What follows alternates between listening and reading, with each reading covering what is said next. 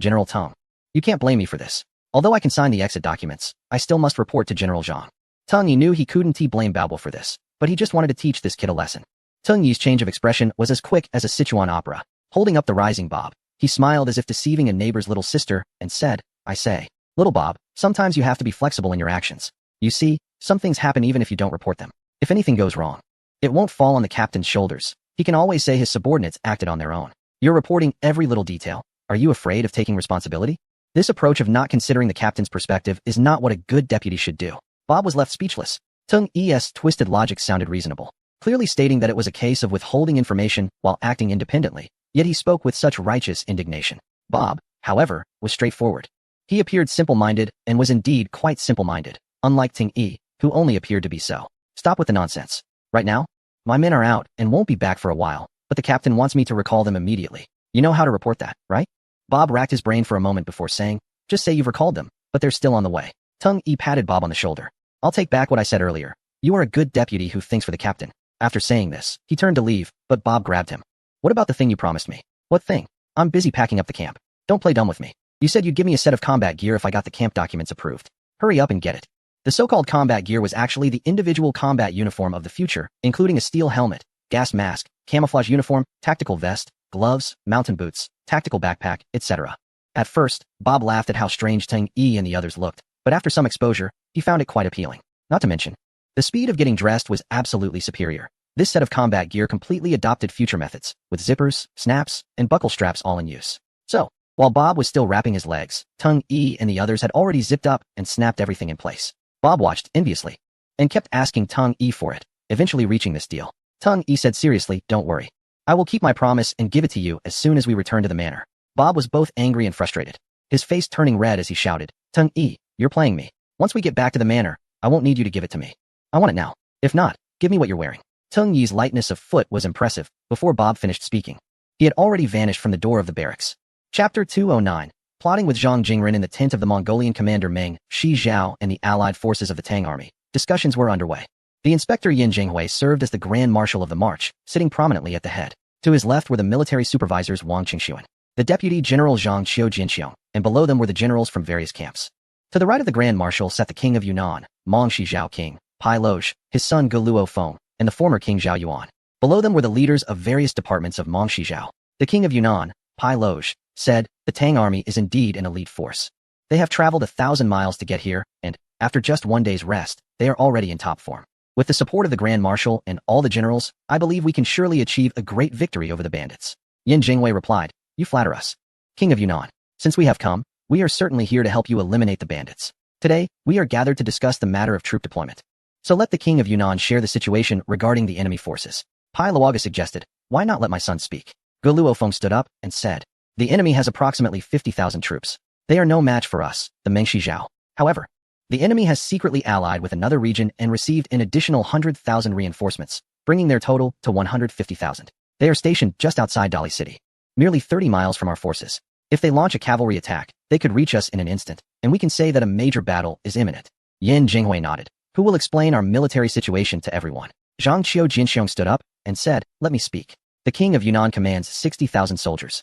And with my 20,000 troops, we have a total of 100,000. From a numerical standpoint, we seem to be at a disadvantage. But that is not the case. Our troops are all highly trained elite soldiers, and the king of Yunnan also commands brave warriors. As for the enemy, although they have received reinforcements, 70% of them are slaves, poorly equipped, and with low combat effectiveness, so they can only be counted as half a force. Therefore, we are evenly matched. The king of Yunnan said, what the deputy commander says is very true. Currently, on the surface, our forces seem evenly matched. But the combat strength of our troops is extraordinary, and we will surely lead our side to victory. Although Yin Jinghui was the Grand Marshal, actual combat still relied on military generals like Zhang Qiu Jinxiong. However, the king of Yunnan's flattery seemed to single him out. Without any humility, he responded, of course. With me here, victory is assured. He then looked around with a commanding presence and continued, now let us plan our battle strategy. Everyone may speak freely, and I will make the final decision. At this moment, a general stood up and said, I am Guayun. Based on the past combat habits of the enemy, they usually place slave soldiers in the front lines to draw the enemy's attention, while cavalry encircle and attack from the sides. Although this results in significant losses among the slave soldiers, the offensive effect is remarkable and often leads to good outcomes. Therefore, I believe we need a strong vanguard to quickly defeat the enemy's front line of slave soldiers to achieve victory. Zhang Qiu Jinxiong added. That is very accurate. Especially since we are currently facing each other in a flat terrain, making a direct confrontation the best strategy. Quickly defeating their slave soldiers is indeed the way to go. I wonder who the Grand Marshal intends to assign as the vanguard. Yin Jinghui showed no hesitation, as if he had already made up his mind, and said, I have heard that General Zhang from Shuzhou is valiant. I believe he can take on this important task. Upon hearing this, the Mengshi Zhao side had no reaction. But the Tang army exchanged glances, as if Yin Jinghui had said something strange. Zhang Qiu Jinxiong understood what was happening, but did not dare to speak. At that moment, a general familiar with Zhang Jingren stood up and said, Great General, although General Zhang is brave, most of his troops are cavalry, and thus his camp is set up in the rear. For this battle, as the vanguard, enough, interrupted Wang Qingxuan, the supervising officer who had been silent until now. Wei Guang, you have some nerve to question the great general's decision. Be careful, or I will report you. Wei Guang wanted to retort, but was silenced by Zhang Qiu Jinxiong's glare and had no choice but to sit down in frustration. Yin Jinghui looked towards Zhang Jingren. General Zhang, do you have any objections to my arrangement? Although Zhang Jingren was filled with confusion, he had to comply with the orders, saying, I have no objections. And I will strictly follow the commander's orders. Although the king of Yunnan also felt that this arrangement was strange. He realized that the Tang army was superior and needed their support to resist the Tibetan forces, so he did not voice any objections either. Then, Zhang Qiu Jinxiong stated, General Zhang's troops as the vanguard seem slightly thin. Since the upcoming battle is crucial, the enemy will likely deploy a large number of slave soldiers to charge. To minimize our casualties, I suggest arranging General Feng's heavy infantry from the left battalion to resist the enemy's charge, while coordinating with General Li's archers from the right battalion for long-range attacks, and General Zhang can flank the enemy from both sides. This would ensure a safer approach. However, Yin Jinghui seemed to be well prepared and immediately countered. What you said, Deputy Commander Zhang, is incorrect. While your plan may be safe, it lacks the element of surprise and rapid defeat. We must first use cavalry to pierce through the enemy's slave soldiers like a sharp blade, allowing our rear forces to take advantage of the chaos. All right, I believe the Grand Commander's words are indeed the key to victory. And Deputy Commander Zhang should follow the orders. Wang Qingxuan interjected to support Yin Jinghui. Logically, although the military supervisor had significant authority, it was primarily supervisory and shouldn't dictate military strategy. Yet today, he repeatedly supported Yin Jinghui, and since both were pivotal to the army, no one dared to object further. After arranging the combat tasks for each unit, they concluded the meeting and returned to their camps, awaiting the upcoming battle against the coalition of the four Zhao and the Tibetans. In Zhang Jingren's tent, Wei Guang complained, General Zhang, why did you agree? But what could I have done? Can I really oppose the command? That is true, but during the meeting, everything seemed normal except for your arrangement, which was clearly aimed at you. Zhang Jingren sighed. Who knows why Commander Yin is targeting me? It's puzzling. Although Bao Bo was straightforward, he quickly grasped the crux of the matter. General, could it be that the Grand Commander and the military supervisor, both from the capital, have something to do with Erlang? Zhang Jingren pondered for a moment. That seems likely, but for now, we can only fight bravely and try to minimize casualties. I heard I got a vanguard assignment. Big brother, call me General Zhang. Zhang Jingren interrupted the laughter of the intruding Teng Yi. Bao Bo, with a grim expression, said, Teng Yi, are you being excessive? You know if the cavalry takes the vanguard and gets entangled, the casualties will be heavy. General Zhang might even be in danger, and you still gloat about it. Exactly. Wei Guang chimed in. Who is this guy? Should I help you deal with this scoundrel? Teng Yi, seeing everyone's angry glares, was not upset. Instead, he ran to Zhang Jingren's side. Big brother General. General Zhang, don't worry. I have a plan to ensure you succeed in one strike. And even if things go awry, I won't let you get hurt. Bao Bo and Wei Guang said in unison. Just you? Chapter 210. Another Plum Blossom Inner Guard. The western shore of Arai Lake is only a few kilometers from Diansong Mountain. In the dark night, on the west side of the military camp, in a dense forest at the foot of a mountain, two individuals dressed in camouflage were observing the camp. One of them said, It's been so many years since we last contacted each other. Do you think they are still alive? The other replied, I don't know. So many were sent to this region back then. Surely some must have survived. There's movement. It seems someone is coming, one of them noted. They fell silent, hearing footsteps approaching, clearly indicating more than one person. Not far from their hiding spot, the newcomers stopped, and one murmured, The markings end here.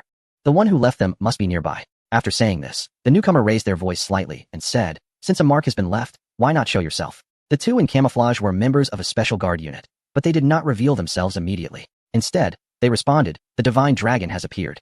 The person who called out replied, The hidden dragon lies in the abyss. A breath of harmony blooms, the three rivers flow in color.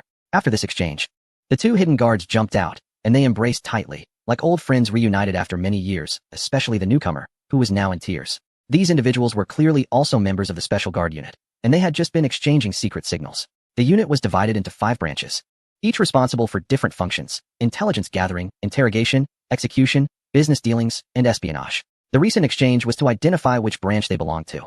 The phrase "a breath of harmony blooms" belonged to the execution branch, while the three rivers flow in color was associated with espionage. After a long moment, they finally separated. The leader of the ragged group, looking like a beggar, said, "It's been exactly 30 years. I thought I would never hear from anyone again." The guard in camouflage introduced himself. "I am Wang Hexing, and this is Huang Gui." The ragged man replied, "I am Ma Sanyue. And these are Tian Sheng and Lu Erxing. We were so excited to see the mark that we rushed here overnight." Wang Hexing said, "We also came with a mindset of giving it a try. We didn't expect that there were still remnants of the guard." Ma Sanyue asked, "Do you know how we've been living all these years? Why has no one contacted us? We thought we would just die here. It's not that we feared death, but we didn't want to die without meaning." Wang Hexing understood that after so many years, information between them had been fragmented. So he briefly explained the death of a former ruler, the betrayal of their unit, and the struggles they had faced over the years. Ma Sanyue replied, "We only knew about the passing of the ruler and the rise of a new one. Many events in between are unclear to us. I didn't expect your lives to be so difficult as well. How did you come to this place by the river?" At this, Wang Hexing's face lit up with excitement. "This all goes back to over half a year ago." Ma Sanyue remarked, "If that is the case, it seems there is a path forward. Can this Zhang family leader lead us to a brighter future?"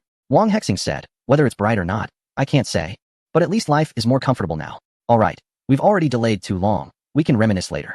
Ma Sanyue immediately became serious. "I would like to know what plans you have, Brother Wang." Wang Hexing elaborated on the plan and confirmed some details before leaving a few supplies for Ma Sanyue, specifically a few boxes of compressed biscuits and several bulletproof vests. After parting ways, Wang Hexing and Huang Gui returned to another concealed spot on the mountain.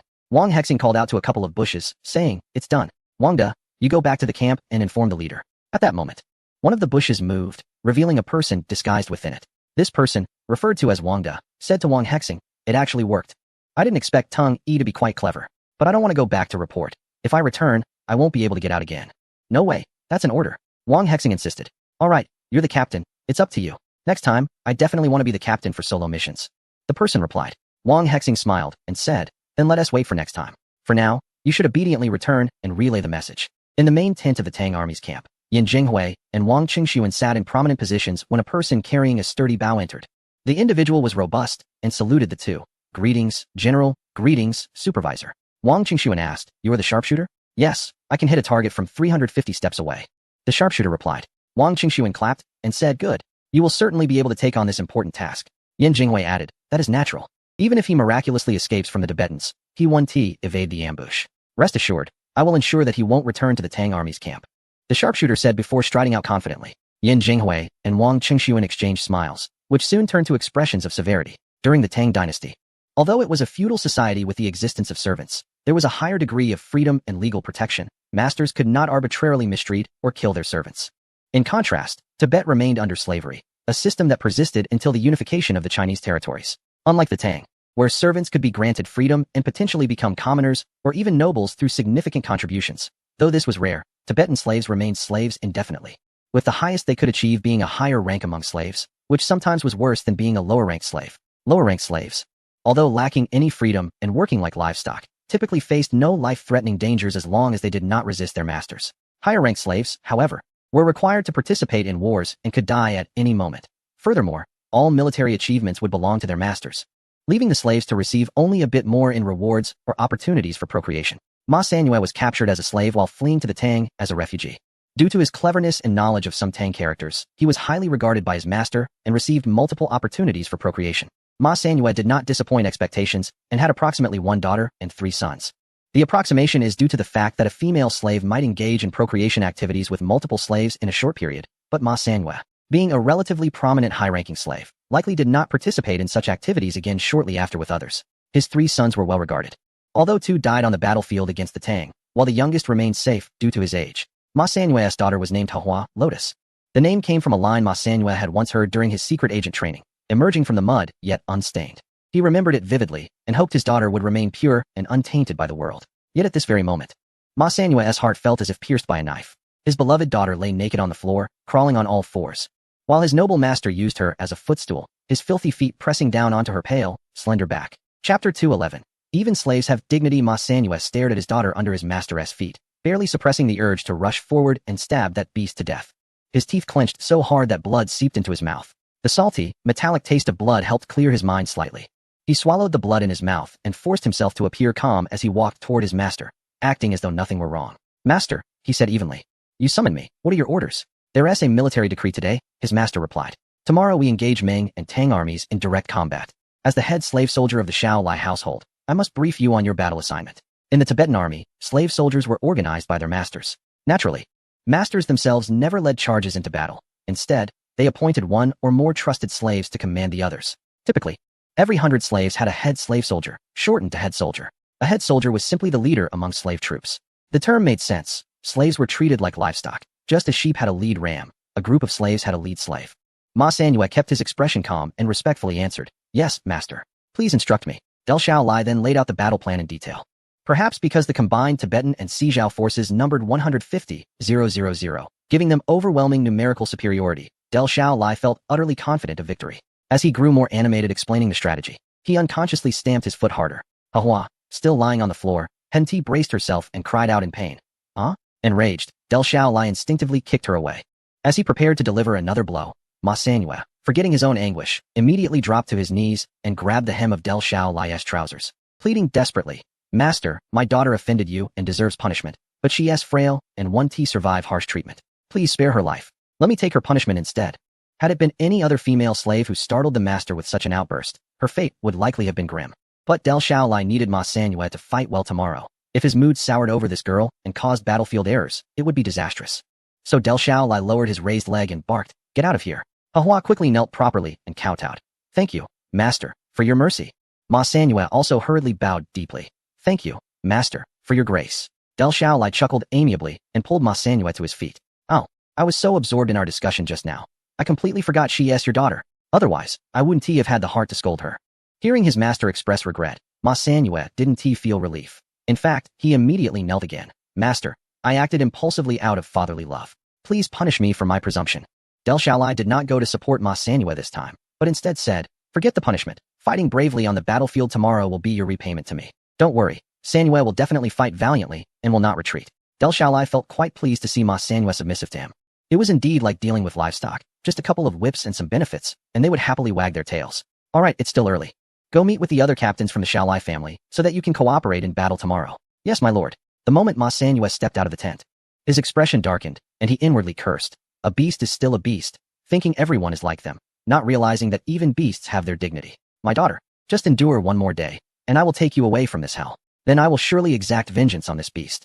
Ma Sanyue first went to the tent where the female slaves were kept and saw Hahua's hollow gaze, causing him immense pain inside. "Hahua, are you okay?" Hahua looked up upon hearing Ma Sanyue's voice, and a glimmer of anger appeared in her eyes. I'm fine." Ma Sanyue intended to reveal some matters to Hahua, but, fearing that there might be eavesdroppers, ultimately decided against it. After comforting her a few words, he instructed, "If something goes wrong tomorrow and the camp is defeated, draw a plum blossom with charcoal outside the tent, and then hide and don't run around." Hahua asked in confusion, "Why?" "You don't need to ask. I can't tell you now. Just remember what I said." After giving Hahua his instructions, Ma Sanyue gathered the other captains from the Shaolai family for a very engaging discussion. Afterward, they returned to their respective groups of slaves for another round of communication. Each of them appeared highly motivated. These slaves, who were like pigs and dogs, surprisingly showed a hint of a warrior's spirit. Del Shaolai watched this with great satisfaction, not expecting the captains to be so proactive. It seemed that they would surely achieve remarkable military exploits on the battlefield tomorrow, indicating that his strategy regarding Ma Sanyue was indeed correct. Unbeknownst to him, a similar scene was unfolding throughout the slave army of Tubo, and the slave owners felt an unprecedented sense of confidence, believing they would win a great victory tomorrow. At the 4th watch, they prepared food, and at the 5th watch, they organized the troops. By the time dawn broke, the coalition forces of Meng and Tang had completed their formations and were advancing towards the Tubo coalition. The two sides met in the area between the two cities, entering a standoff. On the surface, both sides displayed clear banners and poised weapons, ready for battle, but in reality, each had their own thoughts. The Tang soldiers were all dressed in black, but within this orderly formation, there was a striking anomaly, like a pure black warhorse with a patch of gray-white hair. Particularly eye-catching, Guo Yun's troops were positioned next to Zhang Jingren's, and he mocked, "General Zhang, it seems you've given up on this battle. Just look at the soldiers you brought, dressed in bizarre outfits, with pots on their heads, and carrying firewood sticks on their backs. Are you planning to lead a bunch of fire starters in a battle?" "Ha ha." Guo Yun laughed, and his deputy followed suit, ridiculing Zhang Jingren. However, at that moment, Zhang Jingren frowned, seemingly deep in thought. However, Teng Yi beside him was not in a good mood, and retorted directly, "Look at you, acting like you've never seen the world. Remember this, it's called a personal combat uniform, and after today, it will become a legend. And as for those fire troops, they are just useless. You're just a pawn, blind as a bat. Just wait and see." Although Teng Yi's words were quite chaotic, they didn't diminish their impact. And Guo Yun was extremely irritated. I forgot that there's a fire troop beside Zhang Jingren. I see you just have a sharp tongue. Let us see how you'll end up later. Teng Yi countered, enough of this. Just stay on standby. Zhang Jingren interrupted Teng Yi and turned to Guiyun. General Gua, please return to your camp, or I won't hesitate to report to the commander after the battle. Guiyun, frustrated by his failed provocation, taunted back, report? Let us see if you make it back alive first. We're leaving. Chapter 212. The Rebellion of the Slave Soldiers in the Central Army of the Tang Coalition. Wang Pilo of Yunnan looked worried and said, Commander, the troops from Tubo don't seem friendly. Just look at them, standing tall, well-organized, with steady steps and an overwhelming presence. These are not the weak slave soldiers we've heard about. This is clearly an elite force. The rumors are indeed unreliable. Yin Jinghui, however, felt mixed emotions. He was pleased that the Tubo troops were well-disciplined and would likely annihilate Zhang Jingren's forces, thus completing the task assigned by the Chancellor. But he was also worried that if the Tubo army gained momentum after slaughtering Zhang Jingren's troops, the Tang army would suffer heavy losses. If they could turn the tide, it would be fine, but if they were completely defeated, it would not bode well for him either. But then he thought of the Chancellor's immense power, which calmed him down. As long as Zhang Jingren was dead and he could escape, it wouldn't matter whether they won or lost. His career would surely remain intact. With this thought, he felt reassured and confidently stated, Wang of Yunnan, there's no need to worry. Our Tang army is exceptional in strength, and we have many instances of defeating larger forces in battles against Tubo, so this fight poses no risk. Wang Qingshuan echoed, the Wang of Yunnan is overly concerned. Although the Tubo slave soldiers may appear spirited, they are poorly equipped and lack training. When the two armies engage, their true colors will surely be revealed. With their back and forth, the Wang of Yunnan began to believe them. Feeling somewhat relieved, it seems I was overthinking. At that moment, the Tubo camp sounded the attack horn, and the Tang army reacted swiftly, immediately raising their banners and ordering the vanguard to charge. Zhang Jingren looked at the command flag, a wave of inexplicable frustration washing over him, unable to call out the order to attack. Seeing Zhang Jingren hesitating, another urging signal was sent from the command flag. Teng Yi noticed Zhang Jingren's pale face and guessed what was happening, so he comforted him. Don't worry, just lead the cavalry straight into the Tubo Central Army. I guarantee you will achieve great success and seize their general's flag, earning the top merit. Call me General Zhang. Can you stop messing around at this time? This battle is clearly a deadlock, a scheme to bury us. I, Zhang Jingren, may not care if I die, but I can't bear to see my 2,000 brothers perish here. I won't accept it. Big brother, why don't you believe me? Just consider me a liar if you want. A man should have the courage to face death. Don't you even have the guts to resist? Teng Yi's words seemed to have had an effect on Zhang Jingren, who appeared to have made up his mind. Fine, as they say, the brave prevail in narrow encounters. If we can tear a hole through the enemy ranks and head for their command, perhaps we might seize a glimmer of hope. I just hope our forces can take advantage of this opportunity to support us and achieve victory. That would not be in vain for our lives lost. After speaking, Zhang Jingren drew his saber and pointed it at the enemy, issuing commands. All soldiers, heed my command. Charge for the enemy's standard. No casualties matter, kill. The sub-commanders echoed, kill, kill, kill. The entire Shu State army shouted, kill, kill, kill, attack. Watching Zhang Jingren's fearless back, Teng Yi quickly signaled. The decapitation action begins. At this moment, the commander of the Tibetan forces, Dazalagong, felt quite pleased. Although the battle hadn't even started yet, it felt as though victory was already in his grasp. In the past, the slave soldiers were lifeless and required a few executions to intimidate them into fighting. But today was different. They were all full of spirit, eager to fight as if they had been given a boost of energy and were looking forward to the battle. As a commander, the best sight is a motivated army. If these slaves maintained this state, there would be no worries about victory, no fears of the enemy cavalry. Dazalagong declared that after this battle, all slave owners would be heavily rewarded, and with a wave of his hand commanded, attack immediately. He was eager to see the Tang army defeated by his slave soldiers. Sure enough, with Dazalagong's order, the slave soldiers, for the first time, were well-trained and marched in neat formation. This confirmed Dazalagong's belief that they were a usable force. These slaves had transformed from livestock into soldiers. At that moment, a cavalry unit from the Tang army charged forward, but there were only about 2,000 of them. Dazalagong showed a contemptuous smile. They don't know how to survive. This time, the Tibetan forces had brought 70,000 slave soldiers, with 60,000 arranged for battle. 20,000 were already in the front lines attacking, so 2,000 charging in seemed laughable. It was akin to sending them to their deaths. Although he didn't know what the Tang army was up to, once they arrived, they wouldn't be able to leave. Dazalagong immediately ordered, surround and kill this cavalry unit. After the command was conveyed, the slave soldiers quickly extended to both flanks, preparing to encircle this cavalry.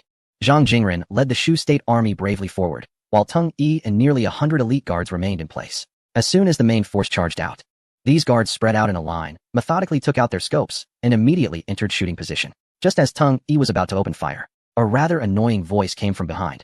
Firehead troops, are you going to be cowards? The commander has already charged ahead. What are you hiding for? The speaker was Guiyun. Teng Yi chose not to respond. The battle had begun, and the situation was changing rapidly.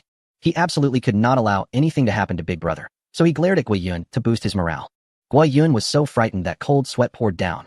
In that moment, it felt as if a fierce tiger had pinned him down, and he could only shut his mouth. Tung Yi then immediately threw himself into the battle. The slave owners were right behind the slave soldiers, all mounted on horses. While the slaves had nothing but a knife in hand, lacking any protective gear, let alone mounts. At that moment, the slave owners appeared as targets. Mistakenly believing they were safe at a distance, unaware that death was upon them. Tung Yi, leading 100 elite guards, stood on horseback, brandishing firearms and indiscriminately targeting the enemy's slave owners. Meanwhile, the troops on the other side could only hear the sound of gunfire, completely oblivious to what was happening. Yin Jinghui, in order to prevent Zhang Jingren from having any chance of a comeback, ordered someone to relay commands for this group of confused soldiers to charge, or else face military law. The messenger and supervising officer immediately headed to Tung Yi's position. The enemy's formation was already in disarray due to the distance.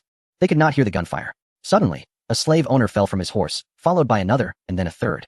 As the slave owners behind the slave army fell like dumplings, Ma Sanyue, seeing the slave owners fall, knew the time to rise had come. He raised his curved knife and shouted, "Brothers, the masters are dead. It's time to resist. Follow me back to fight." Saying this, he led the charge towards the remaining slave owners, continuing to shout, "We will not be cattle or horses. We want to be human. Not cattle or horses. We want to be human." His voice spread like a plague, and within moments, the 2,000 slaves in the front transformed from advancing to turning against their masters. The slave owners who were shot were relatively fortunate. Those who weren't were dragged down and brutally killed, their bodies mutilated. Chapter 213. The situation becomes strange. Dazalagong could hardly believe his eyes. What had seemed like a certain victory just moments ago had turned into a deadlock, plunging from heaven to hell in mere minutes. However, to become a commanding general, one must not be an ordinary person. Dazalagong had dealt with rebellious slaves before. In his eyes, slaves were merely livestock. When livestock rebel, they must be beaten into submission. Faced with the rebellion of 20,000 slaves, Dazalagong, though angry, remained unshaken and responded calmly. He immediately ordered that the slave soldiers who had not yet engaged be monitored by the slave owners to prevent further mutiny, while 1,000 elite cavalry were to be dispatched to flank and suppress the rebellion. He also commanded the allied forces to advance, anticipating that if the enemy attacked, they should make every effort to intercept, waiting to counterattack after suppressing the revolt. With Dazalagong's orders issued, things began to turn in a favorable direction. Firstly, the enemy did not take advantage of the situation to advance, and secondly, the slave soldiers' offensive was halted. The cavalry launched an attack on the slave soldiers from the flank, starting with a rain of arrows, causing many slaves at the front to fall. At this point, fear of their masters once again took hold of the remaining slaves, with some beginning to hesitate, and soon more followed suit. Faced with the slaughter by the cavalry, these slaves seemed as if under a spell, numbly watching their companions fall. As more slaves dropped, some succumbed to their submissive instincts and began to kneel. One knelt, then another, as they chose to become livestock once more in the face of slaughter. Ma Sanyue and several guards raised their curved knives and shouted in desperation, "Stand up. If we rush to the flag, we will be free." But it was futile. More people knelt down. "Get up. Don't kneel. We can win, I beg you. Don't kneel anymore." Another group knelt down. "We still have reinforcements. Don't kneel. Stand up. Take up your knives. We still have hope." Ma Sanyue's voice was growing hoarse. But it had no effect. He stared blankly at the groups of kneeling slaves. The plan was good and initially successful, but a sudden rain of arrows shattered the courage built up overnight. Indeed, these slaves could not be redeemed. Ma Sanyue despaired, looking at the few guards still standing. He revealed a hopeless expression and said dejectedly, "Brothers, let us fight together in our next lives. I want to die standing." With that, he charged toward the oncoming cavalry. Strangely, within the coalition army of the Mongols and Tang, both the commanders and soldiers felt that this battle was exceptionally bizarre, especially since the orders from their leader were equally strange. It was obvious that the enemy's slave soldiers had mutinied, a prime opportunity to strike while they were vulnerable. Yet the command was to stand by. Zhang Xiu Jinxiong stomped his feet in urgency. "Great Marshal, please order the entire army to attack. The enemy has already begun to suppress the uprising. The opportunity is fleeting." Yin Jinghui nonsensically responded, "What opportunity? This is clearly a trap. How could a previously vigorous army suddenly mutiny?" "Deputy Commander, calm down and observe the situation." Zhang Xiu Jinxiong had never fought such a frustrating battle, facing 150,000 enemy troops. He had only arranged 2,000 vanguard troops to charge. Now that the enemy had shown such a clear rebellion, what a great opportunity. Yet they stubbornly refused to deploy troops. Moreover, the more spirited the slave soldiers were, the more it indicated that the rebellion was genuine. In the past, slave soldiers had been lifeless. When had they ever shown such spirit? This clearly indicated that they were emotionally charged before the rebellion. Zhang Xiu Jinxiong concluded that this was not just a trap, but an organized and premeditated uprising, waiting for the Tang army to cooperate to completely crush the Tibetan elite forces. Thinking of this, Zhang Xiu Jinxiong couldn't hold back and once again requested to fight. "Great Marshal, this is truly a once-in-a-lifetime opportunity. If you are unwilling to order the entire army to attack, I will lead 10,000 cavalry to charge. If anything goes wrong, I can still make amends. Yin Jinghui still wouldn't agree. Deputy Commander, you must consider the bigger picture. Why would you want to rush into such an obvious trap? Are not the 10,000 cavalry part of our Great Tang? I cannot allow you to lead them to their deaths. Stay on standby, and if you disturb the morale of the army again, you will be dealt with accordingly. Zhang Qiu Jinxiong was furious. What kind of leader was this? He was unworthy of being a general, even unworthy of being a citizen of the Tang. At that moment, the king of Yunnan jumped in. He had no choice but to intervene, as losing this battle would mean the destruction of his kingdom. The king of Yunnan said, Great Marshal, I also believe this is a good time to attack, and we should make a decision quickly. Zhang Qiu Jinxiong saw that someone was supporting him and quickly added, both sides in this battle are evenly matched. If we miss this opportunity, it will be extremely difficult to achieve victory again. Sometimes, having the ability but lacking emotional intelligence can be a problem. Just when the king of Yunnan was speaking, in general, Yin Jinghui was in a difficult position. Zhang Qiu Jinxiong's words gave the other party a chance to latch onto his statement. Hold, Zhang Qiu Jinxiong. Are you implying that our army can only rely on schemes to win? You are diminishing our own prestige by raising the morale of others. Are you saying that we cannot defeat the troops of Tubo in a fair fight? Zhang Qiu Jinxiong, feeling a surge of blood, wondered how such shameless words could even be uttered, leaving him momentarily speechless. The king of Yunnan quickly intervened, saying, Great Marshal, please calm down. The deputy commander was merely speaking without thinking, ultimately for the sake of victory. If we attack now, we can also minimize our losses. I asked the Great Marshal to send troops. I am willing to bear the command. If it turns out to be a trap, I will take full responsibility. Zhang Qiu Jinxiong initially wanted to agree, but thought better of it, realizing that speaking up now would only complicate things. Moreover, the coalition forces had already advanced, and if they delayed any longer, they would completely miss the perfect opportunity for attack. Now that Yin Jinghui was cornered, it would be unreasonable not to send troops. However, if they did send troops, a great victory was guaranteed, and how would they deal with Zhang Jingren then? He could only look to Wang Qingxuan for help. Yet, Wang Qingxuan didn't know what to say either. He had already said everything he could. At this rate, if they didn't attack, both the king of Yunnan and Zhang Qiu Jinxiong would surely file a complaint afterwards. As for Zhang Jingren, wasn't there still a backup plan? They could just have the ambushers shoot him secretly. With this thought, Wang Qingxuan exchanged glances with Yin Jinghui, who understood his intention, and was about to issue the order to deploy troops when suddenly, a change occurred on the battlefield. Chapter 214. The charge of the bighorn. Zhang Jingren looked at the scene before him in disbelief. He knew the gunfire that had just erupted behind him, but he didn't expect it to be so far-reaching. Those slave owners, 500 meters away, were falling like dumplings, one after another. Even more astonishing was that this group of slaves had actually rebelled. Originally, the best choice would have been to charge forward. But he didn't expect the enemy to react so quickly while the army was too slow. He cursed inwardly, that madman Yin Jinghui, for ruining such a good opportunity. At this moment, Zhang Jingren's troops had reached the slave soldiers, yet not a single one of them raised their weapons against them. It was neither a charge nor a retreat. What kind of battle was this? Were they just standing there like the Tang army behind them, staring blankly? Just as Zhang Jingren was in a dilemma, a sudden change occurred on the battlefield that left him gaping in shock. He made several gestures to the neatly arranged plum blossom guards beside him. The guards quickly lowered their guns, jumped off their horses, and then paired up.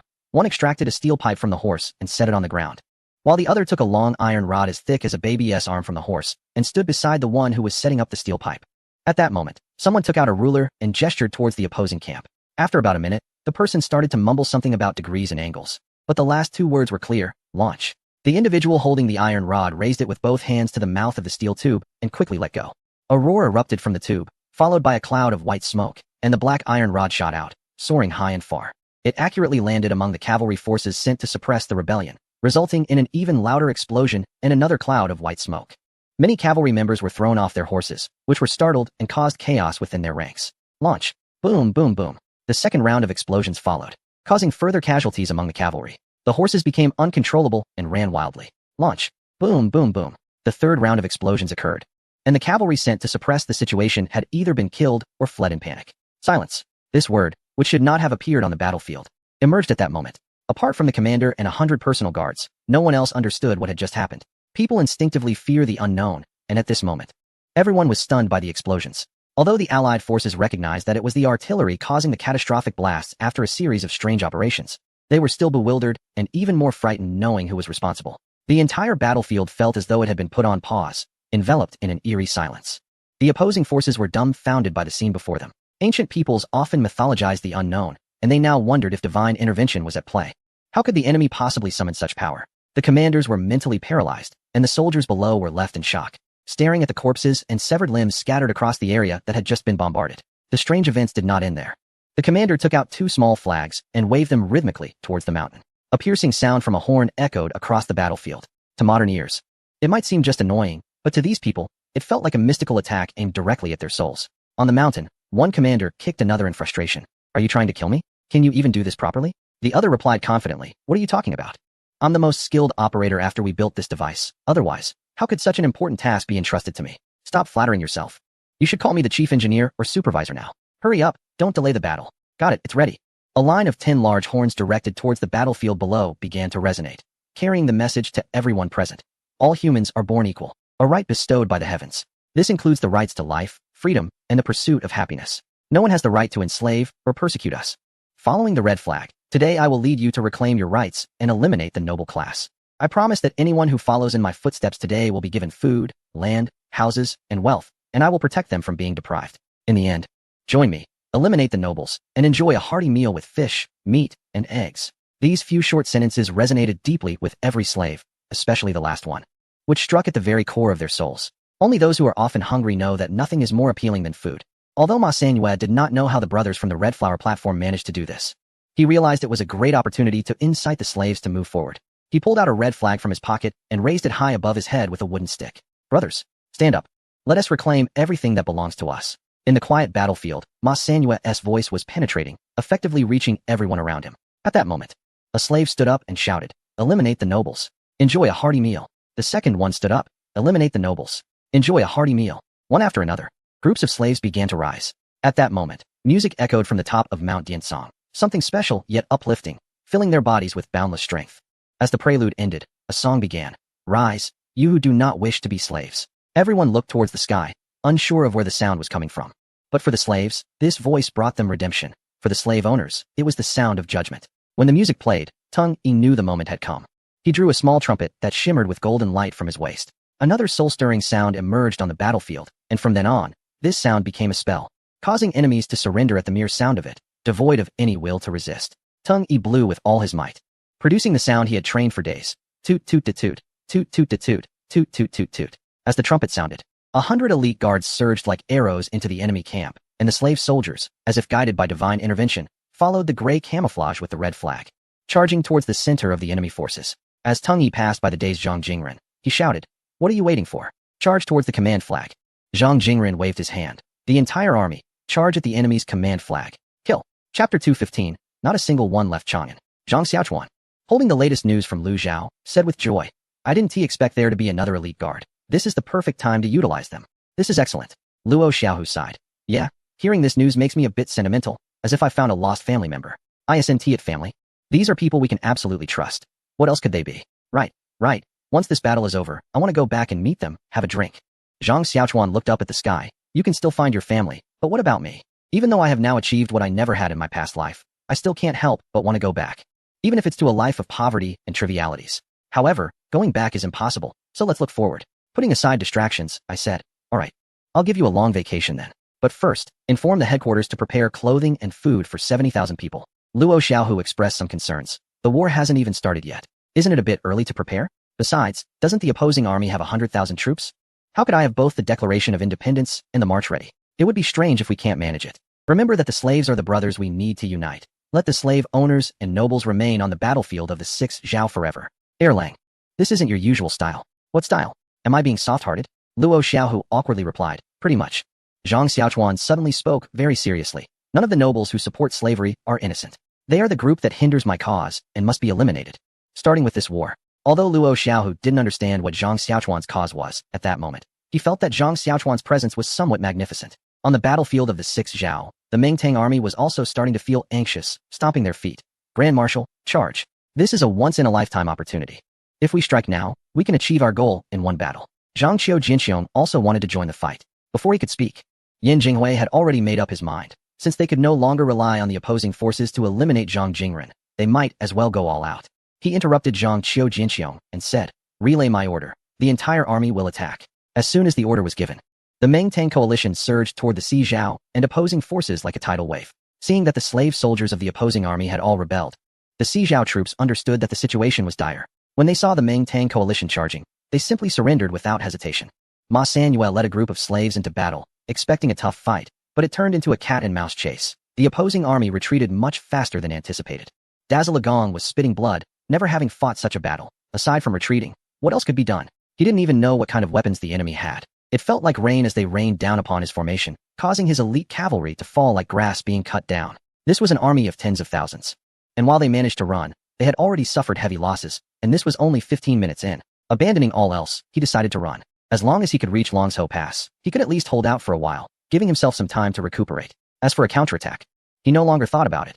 He just wanted to find out what exactly was happening so he could have some explanation when he returned, and be better prepared for the next battle with the Tang army. His demands were not high, but unfortunately, reality was cruel. The soldiers behind him were dwindling, and it was clear that the enemy's weapons could kill them. The only reason he was still alive was that his soldiers were shielding him from bullets. Another 15 minutes passed, and at least another 5,000 of his soldiers had fallen. At this rate, if they continued to flee, they would be slaughtered within another half an hour. Realizing this, Dazalagong made what he thought was a wise decision, to surrender. Although being a captive would mean suffering some hardship, at least he would still be alive. The Zampu could spend money to redeem him. If he continued to run, he would only be waiting for death. Just as Dazalagong decided to surrender, several hundred more fell. There was no time to waste. Dazalagong immediately ordered his troops to dismount and surrender. The cavalry led by Zhang Jingren and the Meihua guards under Teng Yi quickly caught up with the kneeling troops. With a wave of his hand, Zhang Jingren surrounded 10,000 troops with 2,000 cavalry, an unimaginable outcome now right before his eyes. However, Teng Yi rushed over and started to beat Dazalagong, saying, "You coward, what are you surrendering for? You've ruined my mission. If I get punished for this, it's on you too." Dazalagong was bewildered. What was going on? Is surrendering not allowed? But he dared not speak, as it was this group of oddly dressed individuals who had defeated his tens of thousands without any ability to fight back. Zhang Jingren pulled Teng Yi aside and said, "Enough, they've already surrendered. If you act up again, I'll deal with you." Teng Yi, grumbling, released Dazalagong. Zhang Jingren then turned to Teng Yi and sighed. Xiao Chuan said he could easily rebel. I thought it was just childish talk, but now I realize he truly has that capability. Teng Yi, I remember your weapons weren't this advanced before. Teng Yi smugly replied, "What you know is old news. The weapons have been upgraded. I was going to equip you, but it seems you only trust the knife in your hand. Now you see, wielding a knife is just child's play." "What did you say?" Zhang Jingren snapped at Teng Yi, then feeling a bit dejected, added, "Maybe you're right. Let us put that aside for now. I need to arrange these captives." Teng Yi, with a mischievous grin, said, "I want to discuss something with you." Seeing Teng Yi's expression, Zhang Jingren felt a bit uneasy. This guy definitely had something up his sleeve. "What do you want?" "Hee, taking these captives back would be quite troublesome. Plus we waste food feeding them. Why not?" "Why not what?" Zhang Jingren asked, puzzled. "Why not just deal with them here? Save the hassle." "Deal with them here? You can't mean." Zhang Jingren made a gesture across his throat in disbelief, and Teng Yi nodded in agreement. Zhang Jingren seemed alarmed, his voice trembling. "Are you crazy? You want to kill captives?" Killing captives is a major taboo on the battlefield. Teng Yi, however, remained unfazed. For someone from an intelligence background, lives were merely targets for missions, so he replied, "I actually didn't know that, but the order I received was clear. Leave no one alive." Upon hearing this, Zhang Jingren felt an ominous premonition and hurriedly asked, "Such an inhumane order, could it be?" "That's right, it's from Erlang," Teng Yi confirmed. "But Erlang did say, if you think these people shouldn't die, just ask the slaves. They will help you make up your mind." As soon as Teng Yi finished speaking, Zhang Jingren's mind buzzed as if struck by a hammer. Chapter 216. The Judgment of Justice. Zhang Jingren now felt quite uneasy. Ever since his brother had gained insight, he found it increasingly difficult to understand him, but everything was moving in a positive direction overall. Today's situation is truly terrifying. There are orders to eliminate the slave owners and nobles of a certain region. How cruel must one be to issue such a command? Is this really from one's own brother? It seems this brother has already strayed down the wrong path. If I can persuade him upon returning, I will. If not, he must be confined. He absolutely cannot continue with this nonsense. At this moment, the slave soldiers behind approached on foot. Teng Yi tugged at Zhang Jingren. "Now that the slaves are here, let us hear what they have to say." Zhang Jingren, with a somewhat dazed expression, suddenly showed a hint of ruthlessness. "I want to see what reason there is that makes killing them absolutely necessary." Ma Sanue walked straight towards Teng Yi. Although he didn't recognize him, he knew the camouflage uniform. "You are the leader of this operation, right?" Teng Yi looked at the person questioning him and realized this must be Ma Sanue. He replied, "Indeed, you must be Ma Sanue. I won't waste words. I intend to slaughter these nobles, but I need a reason. Can you provide one?" Ma Sanue's gaze immediately became fierce. "Just one reason? I could speak for a day and a night about why they must be killed." Teng Yi raised his hand to stop him. "Wait, speak to General Zhang." Ma Sanue bowed to Zhang Jingren and said, "General Zhang, do you know what a slave is?"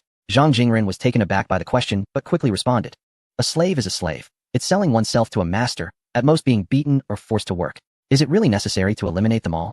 This seemed to answer Ma Sanue, but it was also directed at Teng Yi. Seeing Zhang Jingren's casual response, Ma Sanue said, "What you said is not entirely wrong, but it's too superficial. I remember when I was first captured." "Stop. Let us keep it brief. If the main army arrives, it will truly be impossible to execute them. Give me 2 sentences to persuade General Zhang. If you can't, then forget it.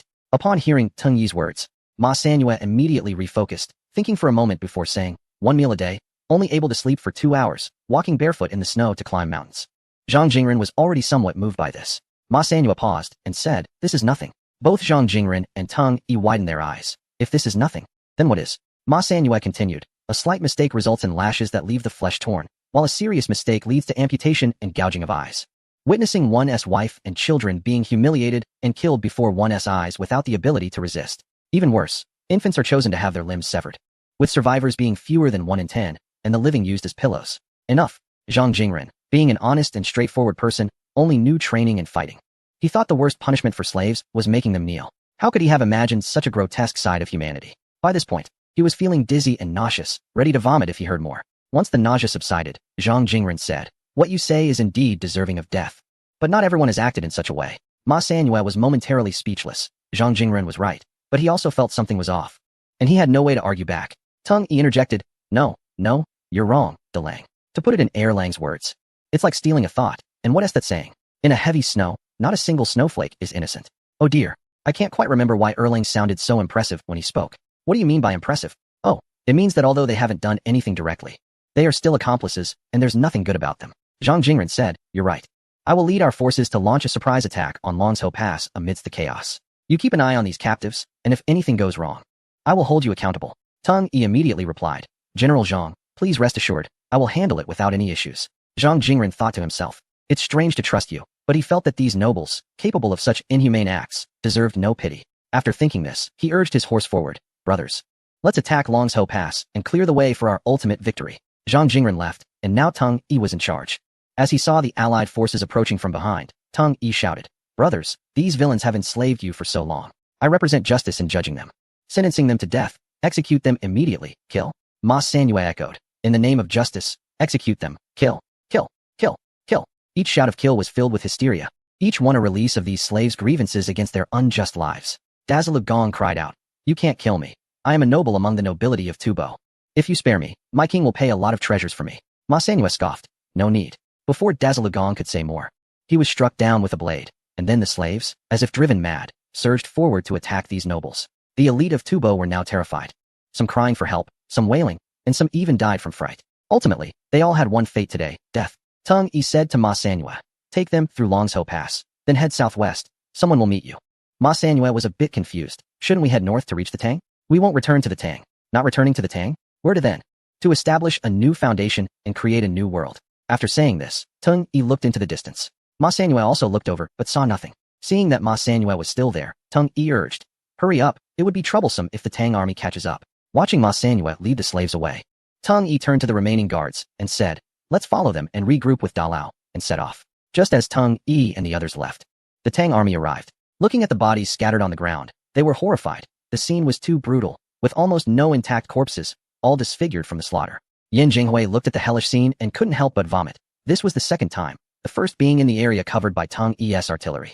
Yin Jinghui's face turned pale. This is too cruel. Although we won this battle, Zhang Jingren's methods are excessively brutal, which harms the dignity of a great nation. When he returns, I must ask him, is this something a human can do? Wang Qingxuan agreed, exactly.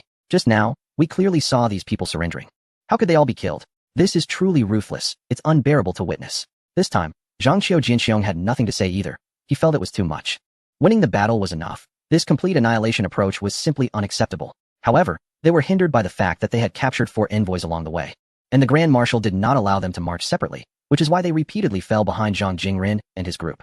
Zhang Qiu Jinxiong also did not want to speak anymore. At least the victory was already determined. But he truly could not understand what the Grand Marshal's continued targeting of Zhang Jingren meant at this time. Chapter 217. Cold arrows on the battlefield at Longzhou Pass. Zhang Jingren looked helplessly at the tightly closed gate, not expecting that the opponent had been prepared in advance. The commander inside the pass would only open the gate if the Grand Marshal of Tubo arrived. After Teng Yi came over and understood the situation, he said, they think they can block us at this broken pass? Someone blow it up. Zhang Jingren looked at a small explosives package brought out by a guard and asked, can such a small package blow up the city gate? Teng Yi explained while signaling the guard to take action, it's not that small. This thing is quite powerful. What do you mean by powerful? Zhang Jingren was puzzled. Just as Zhang Jingren was at a loss at the pass, a minute later, after the guard placed a brick-sized explosive at the gate, there was a loud bang, and the ground shook. A cloud of dust rose, and when it cleared, a large hole had been blown in the city gate, which was now swaying dangerously. A gust of wind blew by, and with a final stubborn thud, the gate fell to the ground. Just as Zhang Jingren was preparing to lead his men into the city, an unexpected event occurred.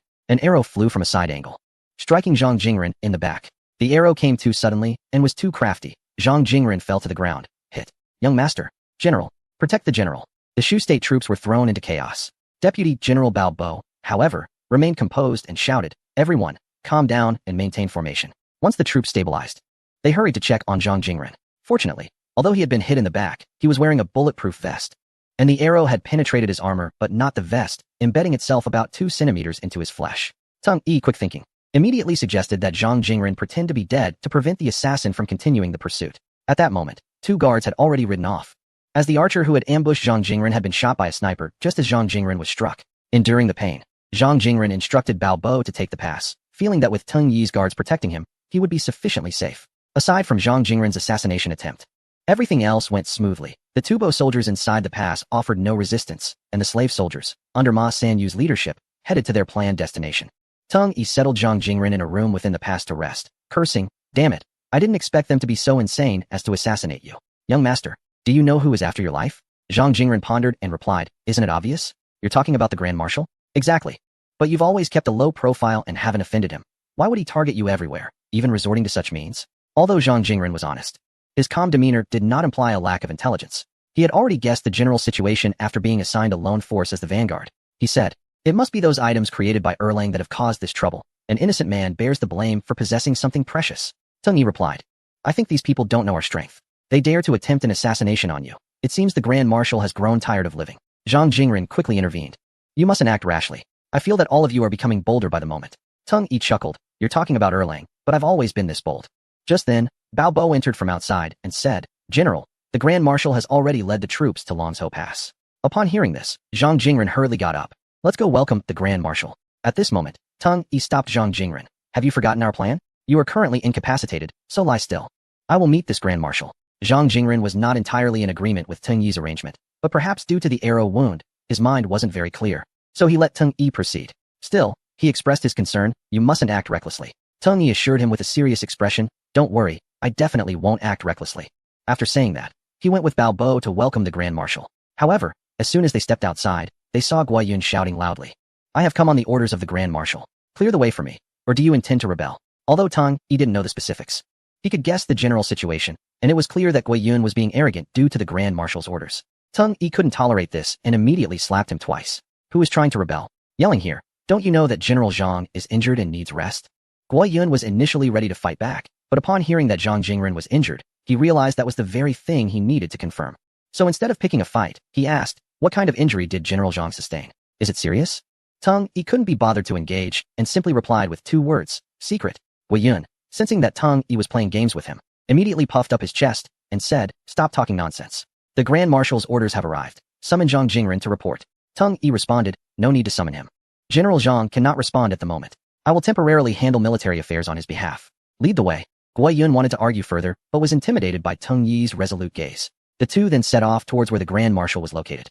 Witnessing a scene of bustling activity along the way, some were escorting prisoners, others were cleaning the battlefield, and some were setting up tents. At that moment, Yin Jinghui, Wang Qingxuan, the king of Yunnan, Zhang Xiu Jinxiong, and several other generals were discussing matters outdoors. Although there were many strange occurrences after their victory, the atmosphere was generally joyful due to the win. However, as soon as Tung Yi arrived, the mood shifted dramatically. Everyone fell silent, and a chilling aura filled the air. Tung Yi was puzzled by the situation and hadn't even had the chance to bow. He then heard Yin Jinghui ask, "Who are you?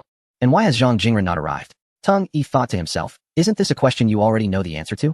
If it weren't for the bulletproof vest I wore ahead of time, even armor wouldn't protect me from those cold arrows." So he replied calmly, "General Zhang was injured on the battlefield and is unable to attend. The Shu State Army will be temporarily commanded by me." Yin Jinghui couldn't help but show a hint of joy upon hearing this. It seemed that Zhang Jingren had fallen into a trap and was likely at death's door. This not only fulfilled the Prime Minister's orders, but also helped the King of Yunnan win against the Tubo, truly a double blessing. However, he still needed to find a way to deal with the person in front of him. These individuals had extraordinary methods, so it was better to be cautious. With that in mind, Yin Jinghui asked, "So, can you handle all matters on behalf of General Zhang?" "Of course, feel free to speak if there is anything." Tung Yi replied readily. Seeing Tung Yi's straightforward agreement, Yin Jinghui said, "In that case, do you know your crime?" Chapter 218. Asking for accountability, Yin Jinghui's question left Teng Yi bewildered. What crime do I know of? Yin Jinghui shouted angrily. How bold. Even now? You refuse to repent and dare to deny your guilt with smooth words. Teng Yi was almost amused by his anger. You old fool. Your talent for framing others is indeed top-notch. Good thing it's me here. If it were Lang, you would have had him confess under duress. After saying that, Teng Yi waved his hand, and 50 elite guards in camouflage, armed with assault rifles, rushed forward. Seeing the intimidating guards charging at him, Yin Jinghui was greatly frightened and shouted, "This is rebellion. Quickly stop them." Immediately, soldiers began to gather from both sides, but Teng Yi was unyielding. Intimidate them. Bang, bang, bang. The soldiers who charged forward felt something sharp pierce their helmets, and upon checking, they found a small, hot hole, scaring them into quickly pulling their hands back and retreating silently. At that moment, one soldier fell straight forward. Before the soldiers could react, the elite guards had already opened fire. The other 49 looked at one person in unison, who sheepishly scratched his head. Heh, my hand trembled. The soldiers who had just charged realized that someone had been killed, and given the previous strange behavior of the troops, they had long regarded them as divine beings. Now, up close and personal, they didn't even know what had happened before a hole appeared in their heads. Frightened out of their wits, they all knelt down. We deserve to die. We should not have offended the divine soldiers. Teng Yi was very pleased with the intimidation effect. But Yin Jinghui was not satisfied and shouted at the soldiers. You bunch of useless fools, charge forward. It's just a trick. However, none of the soldiers moved forward, forcing him to look at Zhang Qiu Jinxiong. Look at your troops. Have them capture these unruly soldiers. Zhang Qiu Jinxiong was actually a rather upright person. He wasn't exactly a goody two-shoes, but he had a scholar's pride and scorned underhanded schemes. He had already been displeased with Yin Jinghui's blatant framing of Zhang Jingren. And now that the latter had led the troops to victory, this was going too far. Thus, Zhang Qiu Jinxiong said, Grand Commander, General Zhang has won a victory. And it may not be appropriate to seek accountability without understanding the reasons, especially since General Zhang is seriously injured and his life is uncertain. Shouldn't we show some concern? Teng Yi nodded. Now that's more like it. Yin Jinghui, suddenly furious and embarrassed, shouted, Zhang Qiu Jinxiong, are you going to capture them or not? Zhang Qiu Jinxiong did not act immediately, but hesitated. Wang Qingxuan chimed in, Zhang Qiu Jinxiong, don't forget who the Grand Marshal is. Are you planning to rebel? Zhang Qiu Jinxiong was quite annoyed but helpless, so he had to get up to mobilize the troops. At this moment, Teng Yi stepped forward, saying, where are you going? Do you still think I will let you mobilize troops to capture us calmly? Are you out of your mind? Yin Jinghui was taken aback and asked, what do you mean? Are you threatening us? Teng Yi looked at Yin Jinghui, as if he were a fool. What do you think? Do you know that plotting against superiors is equivalent to treason? Are you really not afraid of the law? Teng Yi was so angry that he laughed. You talk about rebellion with your mouth and treason with your words. If you don't do something, do you really think we are made of clay? Zhang Qiu Jinxiong quickly advised, General, although the Grand Marshal's actions are somewhat inappropriate, if you take action, there will be no room for negotiation. Teng Yi looked at Zhang Qiu Jinxiong. Since you've said a few fair words, I advise you to remain silent. He then raised his assault rifle and fired several shots into the sky. The soldiers around were terrified. After firing, Teng Yi shouted, you have 15 minutes. All soldiers retreat 1 mile. Anyone who does not retreat will rely on divine protection. The surrounding soldiers recalled how Teng Yi and his men had previously displayed great power. With just 100 men, they had severely injured and killed many of the enemy's cavalry without even moving. Now, their Grand Marshal was simply courting death. So they hurried to retreat. In no time, except for the dozens of generals and officials discussing matters, the other soldiers had retreated completely. It wasn't that they didn't want to retreat, but they weren't allowed to. Otherwise, none would have remained. Yin Jinghui was still shouting, come back. Come back to protect me. Hurry back. If you don't return, you will face military law. However, his shouts were useless, and the soldiers continued to retreat at an astonishing speed. Teng Yi impatiently shouted, stop yelling, they won't dare return. Now we can have a proper talk. He then walked towards Yin Jinghui, who immediately showed a wary expression. What do you want? Don't do anything reckless. As Teng Yi approached, Yin Jinghui stammered, you. Teng Yi grabbed Yin Jinghui and tossed him aside, then casually sat in his position. Just as Yin Jinghui was about to curse, Teng Yi's words made him swallow what he wanted to say. You are the Grand Marshal, right? Here is your chance to talk. If you keep talking about rebellion, I will kill you directly. Yin Jinghui had intended to say, are you planning to rebel? But the words turned into, what do you want? Teng Yi rested his rifle on his shoulder. That is what I want to ask. Earlier, didn't you say we were guilty? Tell me specifically what we are guilty of. If your reasoning makes sense, I'll let it go. But if you're just throwing baseless accusations, today will be your death day? Yin Jinghui cursed inwardly. This is rebellion. Pure rebellion. He looked at Wang Qingxuan, who turned his head away. Then he looked at the king of Yunnan, who pretended to be blind. Looking at the other generals, they all seemed to have seen a plague. Everyone is secretly cursing Yin Jinghui for being crazy. Everyone has witnessed how terrifying the combat power of those elite troops is. Why provoke someone like that? If you want to die, we certainly don't. Yin Jinghui needs to accept this fact, but it's too awkward for him to stand down there. So he walked over to Wang Qingxuan and sat down with a dark expression. Teng Yi felt quite pleased. As Erling said, absolute strength equals absolute authority. Even if you are facing the emperor, as long as your fists are hard enough, he has to lower his head and speak to you. After surveying the surroundings, he urged, General Yin, please go ahead. Yin Jinghui was feeling very frustrated. Compared to Teng Yi, he hated the eunuch Wang Qingxuan beside him even more. This was a task for two, but he ended up taking the blame alone.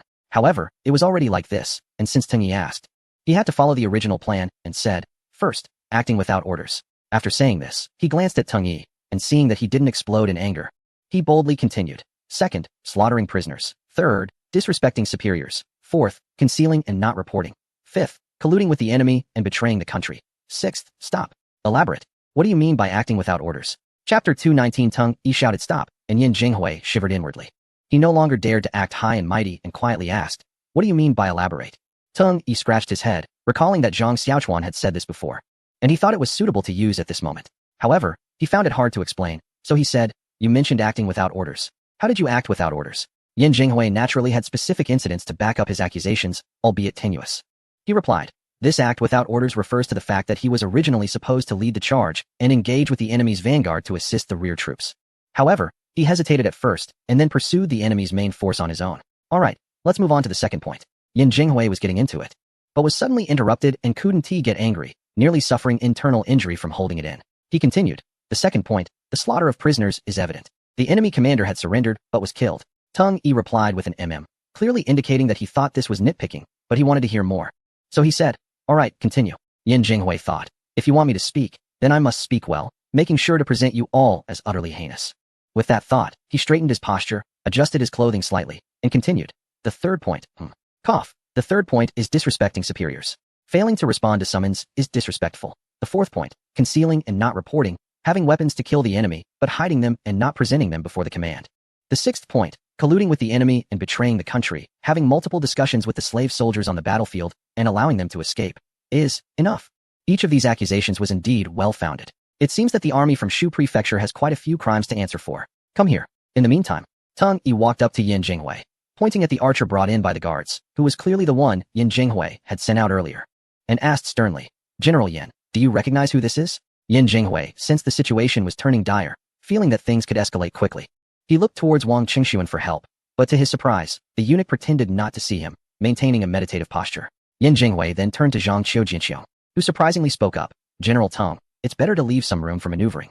This matter should not be handled so abruptly. Suddenly, a killer brought in was shot dead, causing everyone to look in shock at the source of the noise, which turned out to be the same soldier who had previously missed and shot one of his own. With a grin, he said, oops, my hand slipped again. Teng Yi shot him a glare before turning back to Yin Jinghui, and said, you're lucky. At this point, Yin Jinghui was drenched in sweat, feeling terrified. If that soldier's hand slipped one more time, his head could be next. Teng Yi continued, well, since someone has died, let's talk about something else. First off, I don't want to hear about any accusations. They are completely unfounded. Does anyone have any objections? Silence fell over the room, as everyone chose to maintain their dignity. Teng Yi felt a bit helpless. It was hard to break the silence. Suddenly, a gunshot rang out, and a bullet struck the flagpole, causing the flag to snap. Looking toward the sound, it was again that clumsy soldier. If I say my hand slipped again, you all would believe me, right? Teng Yi secretly gave him a thumbs up, then with a stern expression asked, does anyone have any opinions on my request? Marshal Yin. Yin Jinghui cursed inwardly, thinking, are you targeting me? Why ask me first? But he also realized how outrageous his previous actions had been. It was a miracle he was still alive. Yin Jinghui mustered all his acting skills to force a smile, and said, no problem.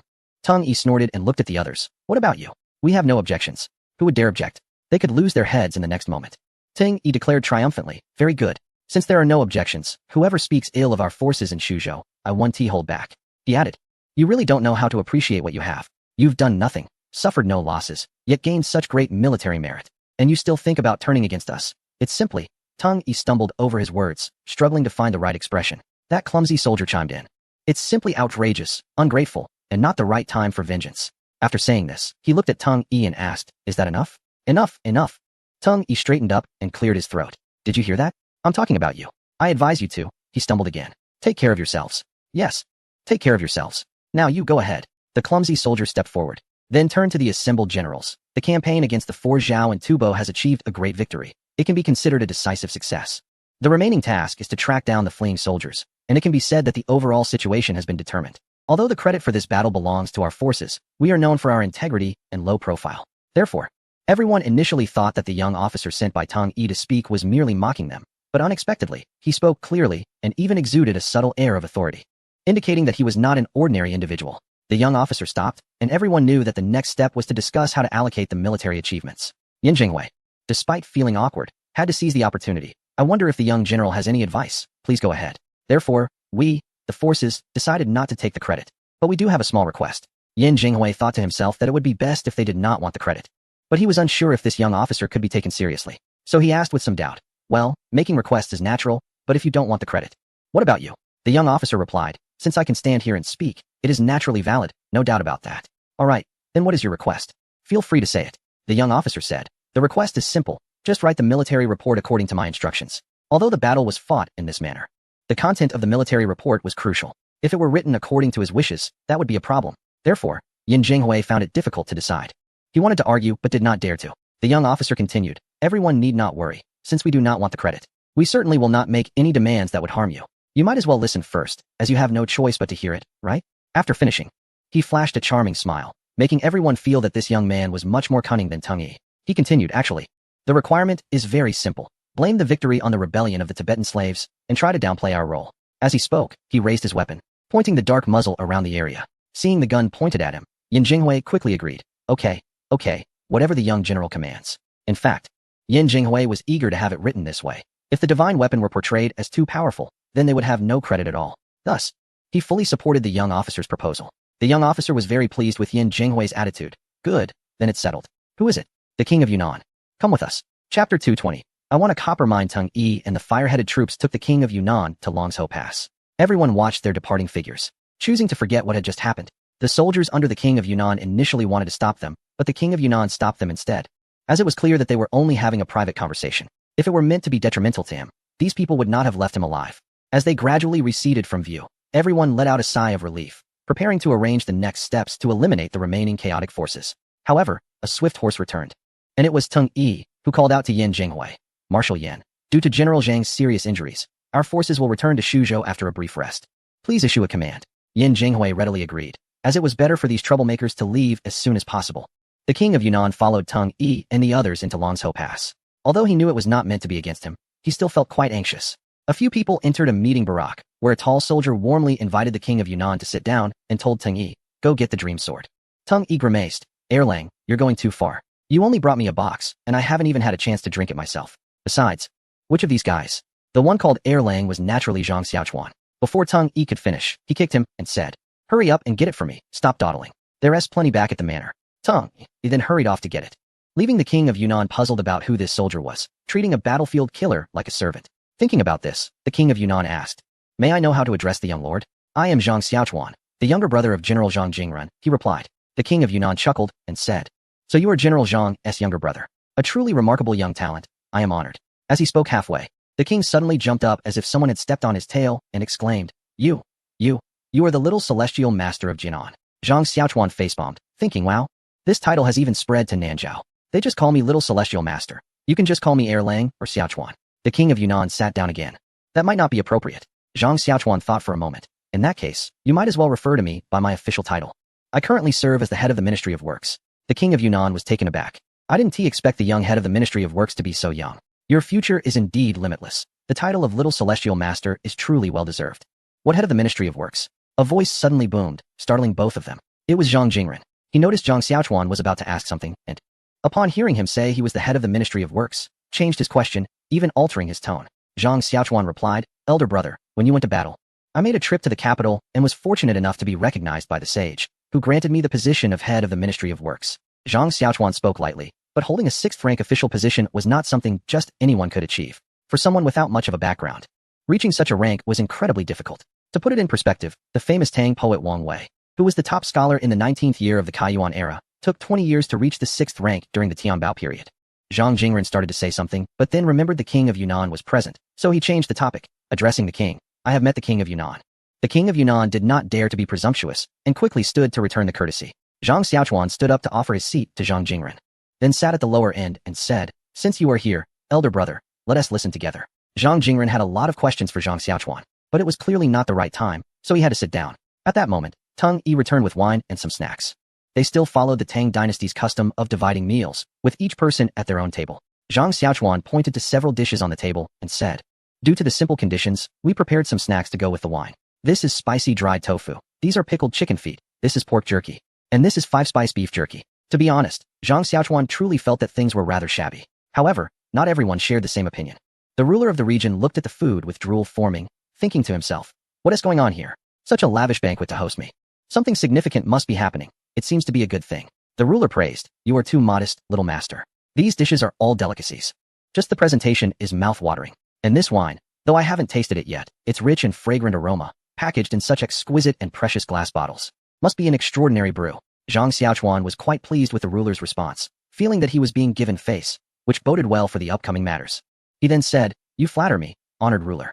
Since that's the case, let us drink and chat. Zhang Jingren, feeling dissatisfied, interjected, what about my wine?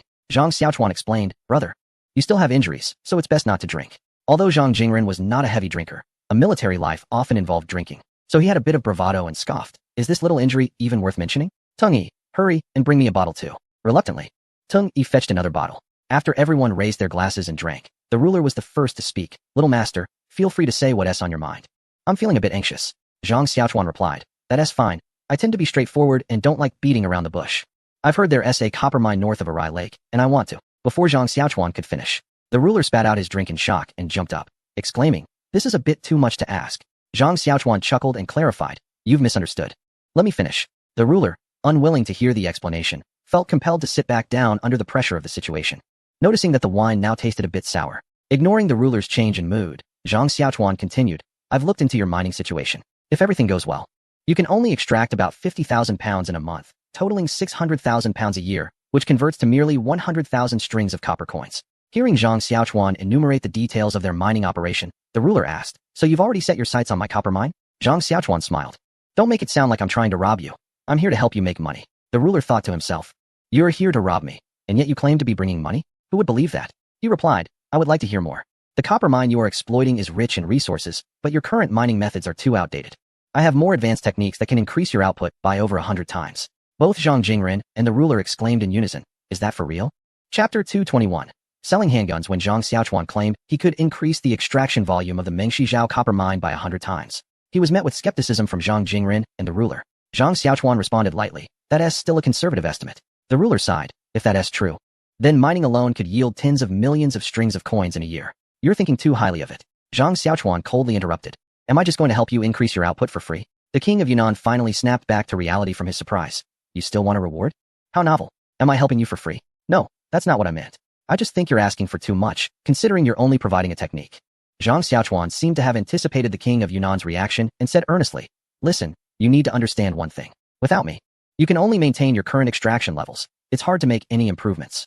Therefore, the additional output of 9 million guan is all thanks to me. And giving you half is already quite generous. But this mine originally belongs to us, the king of Yunnan countered. If you extract it so quickly, what if it runs out in a few years? Wouldn't that cut off the financial resources for my descendants? Zhang Xiaochuan chuckled. Do you know how large the ore vein is beneath that mountain? There are at least 1 billion tons of reserves. To put it in perspective, at your current extraction rate, it could last for 150,000 years. Even if you increased it 100-fold, it would still last for 15,000 years. How many generations do you think your descendants could benefit from that? Moreover, with so much money, you can better arm yourself, seize cities, and grab more resources. If you don't cooperate with me, you'll just have a treasure mountain with no way to utilize it. The king of Yunnan fell into deep thought. Zhang Xiaochuan's arguments were quite reasonable, but he still felt a sense of loss in giving away what was his. He replied, can I take some time to consider this? No. Zhang Xiaochuan's firm response caught the king of Yunnan off guard. Just as he was about to say something to regain some face, Zhang Xiaochuan continued. Do you think I'm asking you or negotiating? I'm simply informing you. In fact, I could easily take it by force without paying anything. The king of Yunnan was taken aback and shouted, how dare you? Zhang Jingren also scolded Zhang Xiaochuan. What nonsense are you talking about? Ignoring the king of Yunnan, Zhang Xiaochuan turned to Zhang Jingren and said, brother, which kingdom was built without seizing? If it weren't for the sake of not wanting to harm innocent lives, I would certainly consider making you a prince too. Zhang Xiaochuan spoke nonchalantly, while Zhang Jingren listened, fuming. The more you talk, the more ridiculous it gets. Our family has always been loyal and righteous. How could we have someone like you, a traitor? The king of Yunnan felt a chill run down his spine. Hearing such audacious words spoken so naturally was alarming, especially since the other party truly had the strength to rebel. After all, those 100 elite soldiers could rival 100,000 troops, and who knew how many more private soldiers they had. Zhang Xiaochuan felt helpless and did not respond to Zhang Jingren. He turned to the king of Yunnan and asked, is there anything else you want to discuss? The king of Yunnan thought that refusing to agree to the mining proposal would lead to dire consequences, potentially resulting in his family's annihilation. However, he didn't want to agree without gaining something in return. So he said, I agree to the copper mine extraction and the ratio is fine. But I have some other matters I would like to discuss with the master. Feel free to speak. The king of Yunnan pointed to the assault rifles carried by the guards outside and asked, would the master be willing to part with those? I know this is a bit forward, but I truly have a strong desire for them. Zhang Xiaochuan shook his head and said, this reason is insufficient. And I prefer honest people. The king of Yunnan pondered for a moment and then continued, although I am a ruler, I am actually just a tribal leader. Merely a region of a larger state, which makes me feel quite insecure. I need powerful weapons by my side to feel at ease. Well, that reason is acceptable, but I still can't give you that. However, I can offer you a handgun. Upon hearing that he couldn't get what he originally wanted, the king of Yunnan was disappointed. But when he heard about the handgun, he quickly asked, what is this handgun? Zhang Xiaochuan turned to Teng Yi and said, give the king of Yunnan a demonstration. Teng Yi nodded in agreement and walked outside. Zhang Xiaochuan gestured to the king of Yunnan, please, step outside for a look. Once everyone was outside, they saw Teng Yi draw a handgun from his waist and fire a burst of bullets at a stone wall several dozen meters away, resulting in a row of 9 neat holes appearing in the wall. After finishing, Teng Yi stylishly spun the gun on his finger before swiftly putting it back in its holster. The king of Yunnan was once again amazed by the performance of the gun. Although this handgun was much smaller than the weapons they used on the battlefield, its firing speed and lethality were not inferior at all. Firing 9 shots felt as easy as bending a finger 9 times, which was far more convenient than using a bow and arrow. He definitely wanted to acquire one. More importantly, with this handgun, he could study weapon manufacturing. And if he could develop a long gun, he would be invincible. Zhang Xiaochuan then asked, what do you think, king of Yunnan? Are you satisfied? Very satisfied. But I don't know how much this handgun costs, the king replied. Why don't we go back inside and sit down to discuss it over drinks? The group returned to the room, and on the way, Zhang Xiaochuan briefly explained the handgun specifications. With a grin, Zhang Xiaochuan said to the king of Yunnan, the price for this handgun is 500 coins each, with a maximum purchase limit of 100. The bullets are 100 coins each, with a maximum of 10,000. Although this price was quite high, at least 100 times the original cost, the king of Yunnan didn't find it expensive. He was thinking of buying it for research, but he couldn't just buy one. That would be too obvious. He was surprised to find there was a purchase limit. Even buying at the maximum limit would cost several tens of thousands of coins, but compared to the opportunity to study this powerful weapon, it was nothing. The king of Yunnan expressed his disappointment, saying, the price is fair, but can we negotiate on the quantity? Zhang Xiaochuan firmly refused. No discussion on the quantity. All right. Then I will purchase the maximum limit, the king replied. Great, it's settled then. Since the deal was finalized, everyone had a few more drinks. But given that they were still in the midst of a battle, it was not suitable to continue drinking, so they dispersed. The king of Yunnan expressed that he really liked the wine, and Zhang Xiaochuan instructed Teng Yi to bring a few more bottles for the king to take with him. Teng Yi strongly protested, feeling that it was originally his wine and now half of it was gone. Filled with grievances towards Zhang Xiaochuan, Teng Yi looked at the king of Yunnan and suddenly thought of a way to get back at Zhang Xiaochuan. So he cheerfully suggested to the king to go get more wine together. Chapter 222 Don't say, I didn't warn you. The two men stepped outside, and Teng Yi said mysteriously, Yunnan king, don't say I didn't warn you. The Yunnan king looked serious. What? Our Erlang is very good to his own people. If you want to gain more powerful weapons, you must become one of us. That's true, but how does one become one of you? You can't be asking me to. I'm a subject of the Tang dynasty, and he is too. Teng Yi realized that the Yunnan king misunderstood him, thinking he wanted him to submit to Zhang Xiaochuan. He explained, let me put it this way, our Erlang especially likes princesses. Earlier this year, the 8 kingdoms of the Xiqiang foolishly provoked the Zhang family. Erlang led us and beat them up without taking anything. He came back with 10 princesses. The Yunnan king was taken aback, first shocked that the 8 kingdoms of the Xiqiang had been defeated without any news leaking out. This could only mean that it happened in a very short time, and that one side was particularly weak, leading to no commotion and no information getting out. Secondly, he was surprised that such a young man was so lecherous, marrying 10 princesses at once, while he only had one. He could only ask Teng Yi with a bitter face, General Tong, but our Mengshi Zhao only has 1 princess. Foolish, aren't there still 5 Zhao? Right. Thank you for your reminder, General Tong. It's nothing, this is what I should do. If the master is too embarrassed to mention it. We servants must think for the master. Yes, then I shall take my leave. Zhang Jingren looked at Zhang Xiaochuan, who seemed unfazed, and said, now tell me, how did you come to the 6 Zhao and become the head of the Ministry of Works? Originally, Zhang Xiaochuan planned to sneak in and sneak out, so as not to alert Zhang Jingren, since there were only 2 people in the world he couldn't deal with, his elder brother and his sister-in-law. Therefore, after Zhang Jingren appeared, Zhang Xiaochuan was thinking of an excuse. If he said he received this official position by reporting to the emperor, Zhang Jingren would probably faint on the spot. Zhang Xiaochuan said it was an imperial decree to seek a formula, and he presented himself to the eunuch who announced the decree, earned the emperor's favor, and was granted the official position. He mainly came to the battlefield of the 6 Zhao because he was worried about his elder brother. Zhang Jingren sighed, saying that if he had known offering a formula could make Zhang Xiaochuan an official, he would have done it long ago. Zhang Xiaochuan didn't respond and mentioned the matter of killing the assassin and giving up military merit. Zhang Jingren expressed indifference, saying that the army in Suzhou could send some money home to soothe things over. As for returning to Suzhou early, he had no objections. By the time they finished their conversation, the transfer order had already arrived, and the two brothers parted ways. Teng Yi left 50 assault rifles for Zhang Jingren and then took his men to follow Zhang Xiaochuan. This time, Zhang Jingren did not refuse. As Zhang Jingren returned to break camp, he felt that the other Tang soldiers were very afraid of him, especially when bidding farewell to the commander. Zhang Jingren felt a bit uncomfortable with their politeness. Watching Zhang Jingren and the Suzhou army walk further away, Wang Qingxuan looked at Yin Jinghui and said, "Are we just going to let them go like this? This won't be easy to explain." Yin Jinghui replied with a dark expression, "Now you know it's hard to explain. Where were you when I needed help? And it's better not to have to explain anything than to have to explain it here right now." Wang Qingxuan let out two words in a sharp voice, "Transparent." The king of Yunnan sat in the royal council hall, looking at the 5 leaders below him, and said, "It is absolutely wise for you all to surrender promptly. Only by following the Great Tang can there be a future.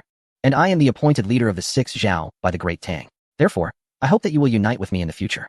The other 5 leaders quickly echoed, expressing their willingness to serve the king of Yunnan, as not surrendering would only lead to certain death. They were all old acquaintances. Whoever was stronger would be the boss, so admitting defeat was not shameful. The king of Yunnan was very satisfied with their attitude and continued, "In the past 6 months, there has been a legend in Jiannan regarding the little celestial master. I believe you have heard of it. It is said that this person possesses many miraculous abilities. And I can assure you that these claims are true, for the divine weapon that defeated the Tubo army in this battle came from the little celestial master." The king of Yushi, Bo Chong, asked, "What? It actually came from the little celestial master of Jiannan?" "Indeed, and he even gifted me a divine weapon for self-defense." As he spoke, the king of Yunnan took out the newly acquired pistol, while other items would have to wait until funds arrived in Suzhou for delivery. The king of Lanxiong, Si Luo Jun, remarked, "Yours is so small, their firepower is much greater." The king of Yunnan, undeterred by the doubt, replied, "You haven't seen this, have you? What you refer to is a rifle, mine is called a pistol. Let me demonstrate so you will understand." He then publicly demonstrated shooting with the pistol, leaving the other 5 kings envious. It wasn't small at all, it was clearly compact and powerful. Si Luo Jun, with a flattering expression, said, "King of Yunnan, can we also get 2 of these to play with?" "Yes, but there is a condition," replied the king of Yunnan. Si Luo Jun urged, "Oh, don't keep us in suspense. What is the condition?" The king of Yunnan somewhat shyly asked, "Do you all have princesses?" The 5 kings exchanged glances, speaking in unison. "What?" Zhang Xiaochuan and Teng Yi arrived at the prearranged meeting point, and from a distance, they saw a bustling scene with tens of thousands of people, which was quite spectacular. At this moment, someone noticed Teng Yi and the others, and a few people came over, led by Ma Sanhua. Wang Hexing, who came with him, said, "Ma Sanhua, this is the Erling you've been thinking about." Zhang Xiaochuan felt a bit teary. These guys must have been brought out by Teng Yi, and they were speaking without any finesse. What do you mean by thinking about? While Zhang Xiaochuan was silently complaining, Ma Sanhua suddenly knelt down, saying, "Great benefactor, I bow to you, Ma Sanhua, from now on." Before he could finish, he was kicked over by someone, and they heard Teng Yi say, "What are you doing? Didn't you see Erling's face is green?" As soon as Teng Yi finished speaking, he received a kick himself, but remained standing as the force wasn't strong enough. Seeing that Teng Yi wasn't knocked down, Zhang Xiaochuan could only grumble, "You're the one whose head is green. Your whole family is, I want to be civilized." At this point, Ma Sanhua had already gotten back up, and Zhang Xiaochuan said to him, "Stop calling me great benefactor. Just call me Erling like the others." Watching this playful scene, Ma Sanhua felt a warm current in his heart. This was truly treating subordinates as family, unlike what the former masters had said, which was merely lip service. Holding back tears, he said, "Here, Erling. All right, you should learn from Teng Yi and the others who are carefree. Just focus on self-improvement and self-love while following me." Yes, self-improvement and self-love. Simply put, it's about managing yourself well and not bothering Erling unnecessarily. Zhang Xiaochuan got angry. "Teng Yi, do you believe I can remove you from your position as the action leader this time, and let Wang Hexing take over?" Teng Yi's expression changed faster than a dog's. "Don't. President, I was wrong." Zhang Xiaochuan wouldn't give him a good face. "You go away for now, Ma Sanhua. Go organize the team. I want to have a chat with everyone." In Chapter 223, Target, Banyan of India. Zhang Xiaochuan looked at the massive formation of 60,000 people and felt a surge of emotions. He never expected to gather so many people at once, and these were individuals whose loyalty could be easily filled with just a few words, perfect laborers. Although the team looked a bit disheveled, at least they were all wearing the recently distributed uniforms, which still looked quite impressive. This wasn't camouflage, but the work attire of a certain tech group, designed based on styles from the future. Although the style seemed odd to everyone, it was comfortable to wear. For those who were previously without clothing, would they really care about the style? Zhang Xiaochuan, though he had never lived as a slave, had seen many films depicting the cruelty of slave owners towards their slaves. He wasn't a saint. To develop quickly, he needed a large workforce, and more importantly, a highly loyal one, which made these slaves perfect. It would also improve their quality of life, which was a win-win situation. Zhang Xiaochuan walked up to the high platform, which was actually the cargo loading area at the tail of a transport aircraft, with 2 large speakers on either side. The crowd gradually quieted down, holding the microphone. He took a moment to calm his emotions before saying, "Hello everyone." A sharp electric sound interrupted Zhang Xiaochuan's words, and at that moment, someone in the crowd shouted, "That's the sound of deities on the battlefield. Even this electric sound is the same." The silence following the electric sound made the person's voice very clear to everyone, which Zhang Xiaochuan could only attribute to divine assistance. As soon as the person finished speaking, some began to kneel, and like a domino effect, the entire crowd followed suit. Someone shouted Celestial Master. And then a wave of shouts followed. "Bow down to the Celestial Master. Bow down to the Celestial Master." Zhang Xiaochuan thought, "Alright, I've leveled up. From little Celestial Master to Celestial Master." After they finished bowing, he said, "Okay, everyone, please get up. Although I know this won't change much, I still want to say, I am just an ordinary person, just like you, with flesh and blood. However, my promise to you remains unchanged. If you follow me, you will have land, houses, and money. Most importantly, you will have freedom and dignity. Your freedom and dignity are being returned to you from this moment on." Seeing their still confused expressions, Zhang Xiaochuan realized they didn't understand what freedom meant, so he continued, "Let me tell you, freedom means you will no longer wear shackles. You are my hired associates.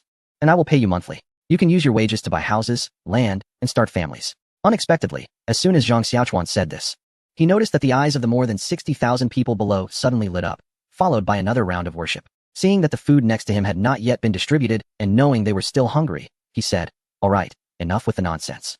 Change your clothes, and let us fill our stomachs. Serve the food." After saying this, Zhang Xiaochuan stepped down from the stage and called over Tung Yi, Ma Sanyue, and the others for a brief meeting. He took out a map and pointed to a location, saying, "This is the region we need to head to. Just southwest of the 6th Zhao, only about 100 miles from here." Tung Yi asked, "Are you saying our next step is to go there? What is the plan?" "We need rubber, but the current output of the local material is too low, and the refining technology is insufficient.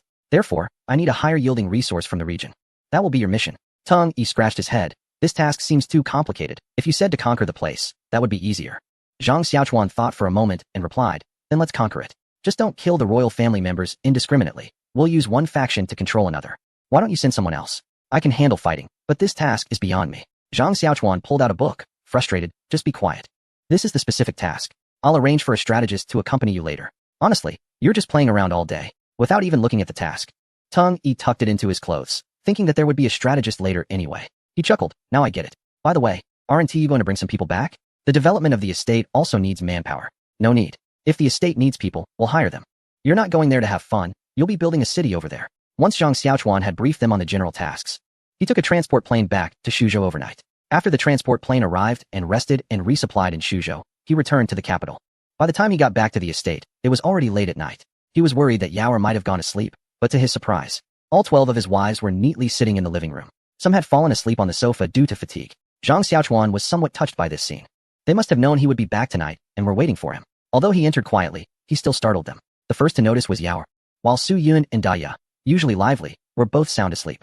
Upon seeing Zhang Xiaochuan, Yaoer immediately stood up to greet him, and several other princesses who were still awake came over to bow as well. The noise from the greeting woke everyone up, and Su Yun and Daya jumped over to hug Zhang Xiaochuan's arms. Zhang Xiaochuan gave each of them a kiss, and then saw Yang Yuhuan walking over. He released Su Yun and Daya and went to embrace Yang Yuhuan, who shyly struggled for a moment before snuggling into his arms. Zhang Xiaochuan gently asked, "Are you getting used to it?" "Yes, my sisters take good care of me, but I miss you since I hardly ever see you." Zhang Xiaochuan looked around, as if answering Yang Yuhuan while addressing everyone. "I have very important matters to attend to, so I must temporarily inconvenience you all. Once I implement my policies, we can be together for a long time." Saying this, he released Yang Yuhuan and embraced each of his other wives. He intended to chat with them, but after a brief separation, each of them looked at him with eager eyes, waiting for his affection. They were all beautiful, and he truly didn't know how to avoid favoring one over the others. So, with a bold declaration, he said, "Dear wives, I am back. Come upstairs with me, tonight. I plan to enjoy the company of 12. Though he spoke grandly, his stamina was limited, and he fell asleep like a dead pig before finishing even half of it. However, when morning came, Zhang Xiaochuan couldn't just swagger back by helicopter, so he continued the promises he made the previous night, absurdly engaging in a daytime rendezvous. By sunset, all his wives were satisfied, but he found his legs trembling. He thought to himself that he should never overexert again, compared to his own well-being.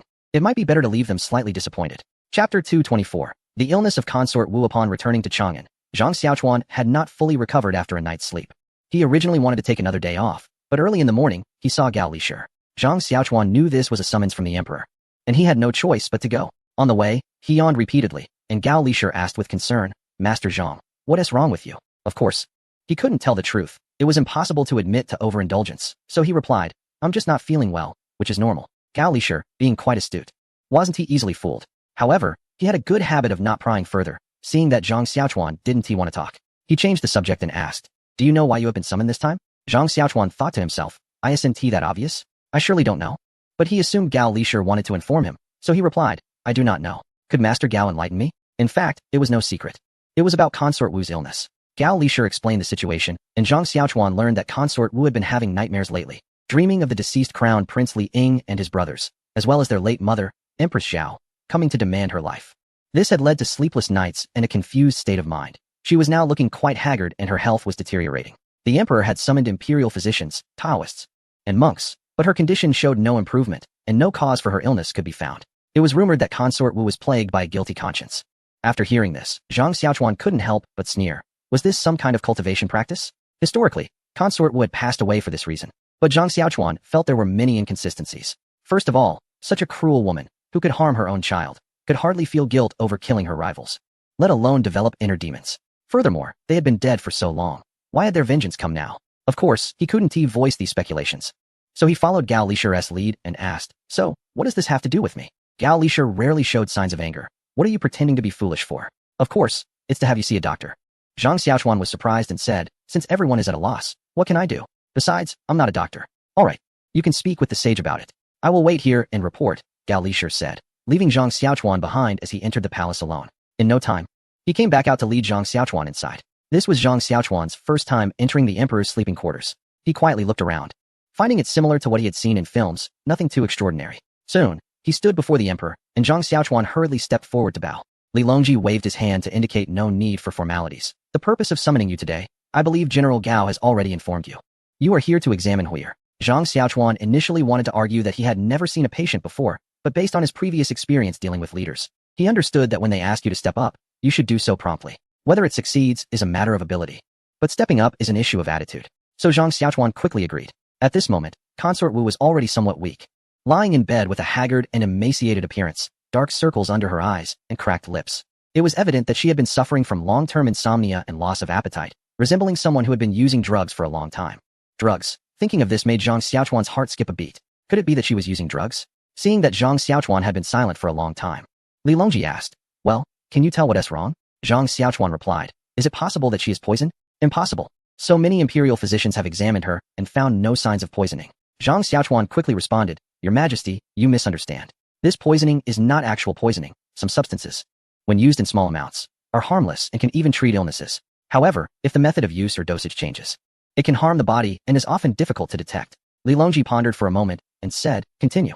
To confirm my suspicion, blood tests are necessary, as well as testing of excrement. Nonsense. How can one diagnose a patient like this? Please, Your Majesty, punish this person for causing chaos. Zhang Xiaochuan noticed that the speaker was an official, but he was carrying a wooden box, suggesting he was a physician. He thought to himself, you don't understand. So keep quiet. Coming here to demand my punishment is simply unreasonable. He retorted, some physical symptoms may appear similar, but they can be caused by different underlying issues. Only by examining the blood can we identify the cause. Please allow me to try, Your Majesty. Li Longji also felt that testing blood and urine was inappropriate. But without testing, the cause could not be determined. Although there had been some unpleasantness regarding the Crown Prince's matter recently, Li Longji still cared for Consort Wu and hoped she would recover. Li Longji remained silent, but the physician persisted. Your Majesty, you must not listen to him. This method is unheard of, and what is his background? How many years has he studied medicine, and under whom? You old fool. Why do you care whether I studied medicine? If you have the skills, then cure Huir. If you don't, just stay quiet. You are so eloquent. Your Majesty must not let this person act recklessly to avoid any irreversible consequences. Li Longji was furious. Everyone, shut up. The physician was so frightened that he quickly knelt down, but Zhang Xiaochuan remained unfazed. Li Longji looked at the imperial physician and asked, can the medical department cure the Empress Hui's illness? The physician, bowing his head, replied, I am incompetent. Please punish me, Your Majesty. Li Longji couldn't be bothered to pay him any mind. If you're incompetent, then go back and study medicine more. After expressing his thanks, the physician hurriedly left. All right. Let us discuss your treatment plan. Zhang Xiaochuan felt teary-eyed. Hadn't they just talked about tests? How did it turn into a treatment plan? Who said it could be cured? This dog emperor must have problems with his brain. But feeling frustrated wouldn't he help? If he didn't come up with a treatment plan, he'd probably need treatment himself. So he recalled what a detox plan was in his past life. That's right. Detox, because Zhang Xiaochuan suspected that the Empress Hui had likely overdosed on a certain substance, which led to her condition. With this recollection, he actually came up with a rough idea. Thus he said, Your Majesty, I believe Empress Wu may have taken some kind of hallucinogenic drug. These drugs do not show severe poisoning symptoms on the surface like highly toxic substances. However, those who consume such drugs for a long time will certainly have mental issues. Li Longji nodded in agreement and gestured for Zhang Xiaochuan to continue. Zhang Xiaochuan continued, but we can only target the treatment once we know what she has taken. How can we find out what drug was consumed? General Gao, please send someone to investigate quickly. Zhang Xiaochuan added. However, it might take some time to find out. So the best method is still blood tests. Chapter 225. What the? Although Li Longji was skeptical about Zhang Xiaochuan's so-called tests, desperate times call for desperate measures, so he agreed. Zhang Xiaochuan said, Your Majesty, if that is the case, then preparations are needed on your side. We will conduct the blood test tomorrow. Li Longji was puzzled. Why tomorrow? And I know about bloodletting, but how is blood drawn? Zhang Xiaochuan was a bit dumbfounded. Did he think it was like slaughtering pigs? However, in ancient times, the concept of blood drawing didn't exist. But now, in the base, there were various medical instruments for biotechnological research. It was just hard to explain to someone with no concept of it. So he replied, Your Majesty, there are specialized tools to draw blood. You will understand tomorrow. All right, what preparations do I need to make? You need to use lime to draw this pattern in the open area in front of the hall. Tomorrow, I will arrange for someone to transport the blood drawing items from Shuzhou, and we will also need to send the drawn blood back to Shuzhou for testing. With this pattern, they will be able to see it from the air. As Zhang Xiaochuan spoke, he took out paper and a pen to draw a circle with a large H inside, which was clearly the symbol for a helicopter landing pad. Li Longji, upon hearing that it was for the sky, trembled with excitement while holding the drawing and asked, What? From the sky? And this pattern, is it some kind of magical formation? Zhang Xiaochuan had a black line on his face. This is a helicopter landing pad. What helicopter? What bottle? Zhang Xiaochuan felt helpless and could only say, Your Majesty, you will understand tomorrow. Your Majesty is wise. Li Longji felt somewhat helpless. As if he were an outsider in front of Zhang Xiaochuan, knowing nothing at all. He waved his hand and said, All right, go prepare. Yes. Watching Zhang Xiaochuan's retreating figure, Li Longji said to Gao Lisher, I originally thought this was just a desperate attempt, but I didn't expect this young man to actually have a solution. And what about those things he mentioned? Why were they not in your investigation results, especially that so-called helicopter? It wasn't even mentioned. Gao Lisher quickly knelt down and said, It is the fault of this servant. Please forgive me, Your Majesty. Get up. I am not blaming you, just asking casually. In fact, this matter was not Gao Lisher's fault. The investigation report on Zhang Xiaochuan had mentioned a miraculous object called a helicopter, which could allow people to soar through the sky. However, Li Longji now claimed it was not there. Gao Lisher speculated that either Li Longji had overlooked it or dismissed it as nonsense. But he could not mention these thoughts and could only admit his fault. After getting up, Gao Lisher said, Your Majesty, my memory is truly poor. Now that you mention it, I seem to recall that it was indeed mentioned in the report. I will go fetch it for Your Majesty to see. Li Longji nodded. And Gao Lisher went to the office of the Wanqi division to retrieve the files regarding Zhang Xiaochuan. When Li Longji saw the documents, his dormant memory was awakened. And he remembered that it was indeed there. Of course, an emperor would never admit to making such a mistake to a servant, so he said, I didn't expect this helicopter to be so miraculous. From what that young man said today, it really does exist. And he is supposed to use it to transport supplies from Shuzhou tomorrow. Gao Lisher agreed. Yes, if this is true, then this miraculous object could also be. Li Longji thought, yes, then I could also soar through the skies in the future. What an incredible feeling that would be. As he pondered this, his eyes inadvertently gazed toward the sky. Just then, a young eunuch hurried over, looking anxiously at Gao Lisher. Clearly with something important to report, but afraid to speak loudly for fear of disturbing the emperor. Gao Lisher then reminded, Your Majesty, the person I sent to investigate has returned with news. Li Longji came back to his senses, summoned him in. After the young eunuch entered and paid his respects, he said, Your Majesty, I just sent someone to investigate, and one of the favored consort's personal maids has committed suicide. Li Longji immediately stood up in anger. What? The young eunuch quickly knelt down again, replying to Your Majesty, the favored consort's maid Xiang Cao hanged herself, and in her residence. We found wuxia powder and another drug that we have never seen before and are still investigating. Li Longji was furious. How could someone plot against the favored consort right under his nose? If it were a plot against himself, it would be unimaginable. He turned to Gao Lisher and ordered, investigate this thoroughly. Also, have Sun Ji come to me. Before long, Sun Ji, the imperial physician who had previously argued with Zhang Xiaochuan, rushed into Li Longji's palace following the eunuch. Li Longji pointed at Sun Ji and said, What use do you have in the imperial medical department? You couldn't even tell that someone had overdosed on wuxia powder? Sun Ji quickly defended himself. Your Majesty, are you saying that the favored consort overdosed on wuxia powder? Exactly. It is impossible. The favored consort definitely did not overdose on the medicinal powder. I wonder if any other poison has been discovered. Just now, the emperor was so furious that he lost his head. He originally summoned Sun Ji for another purpose, which was to identify the other substance. He then signaled to Gao Lisher, who immediately understood and brought the items found in the herbal room for Sun Ji to examine. The emperor said, This was found in the residence of the person attempting to harm the favored consort. Take a look. When Sun Ji received the items, he saw one that was clearly the medicinal powder, but the other was dark and had a somewhat pungent smell. He examined it from various angles, smelling and touching it. But after a long time, he still couldn't identify what the other substance was. Sun Ji set the items down and said, "Your Majesty, I am incompetent. I cannot determine what this is. However, I dare to assert that this substance is the culprit, and the medicinal powder is merely an auxiliary.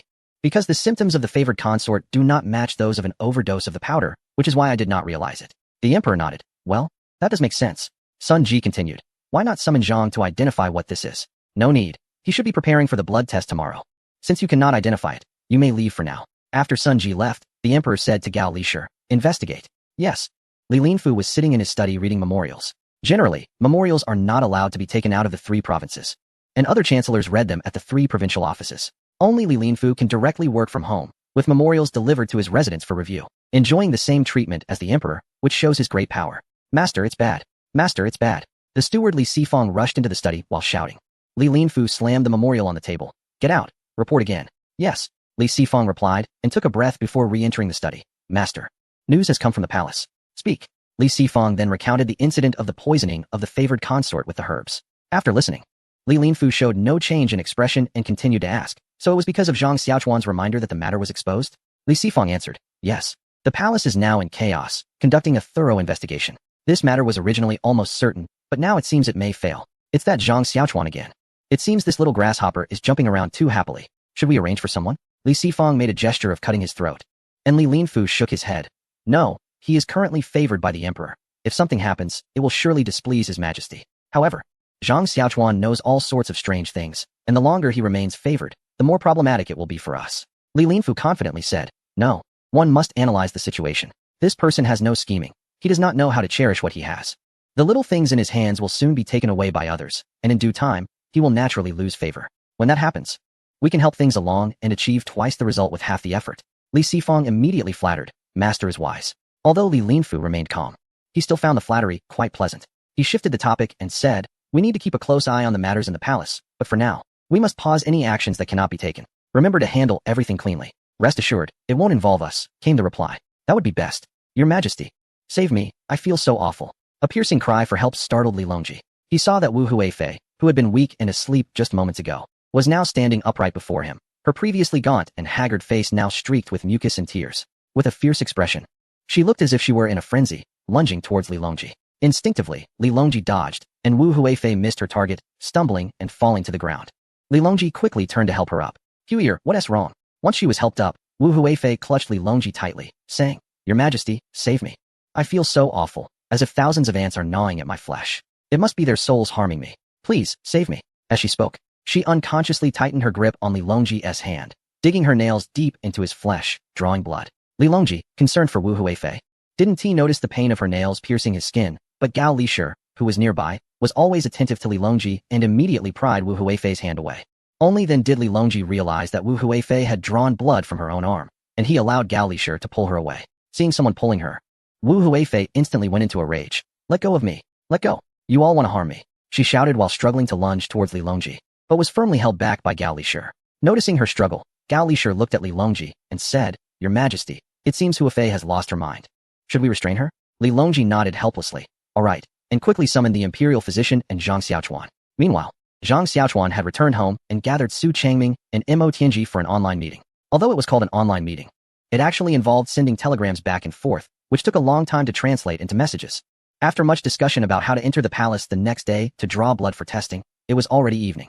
In fact, blood tests and even some basic Western medicines had already been developed.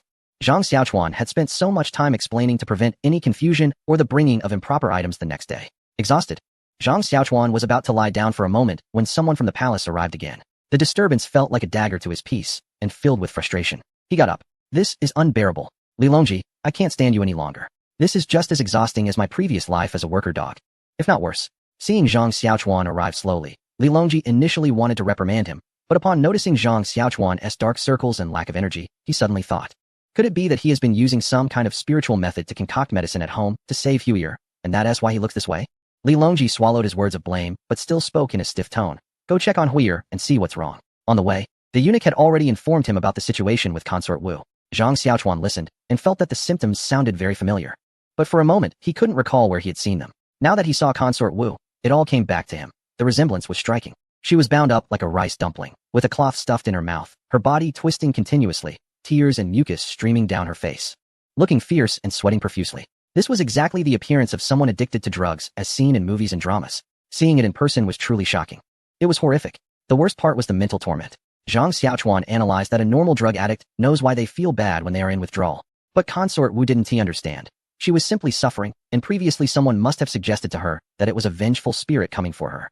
So now she was not only in pain, but also terrified. If the suffering intensified and the fear grew, it could very well lead her to frighten herself to death. The priority now was to alleviate her psychological fear.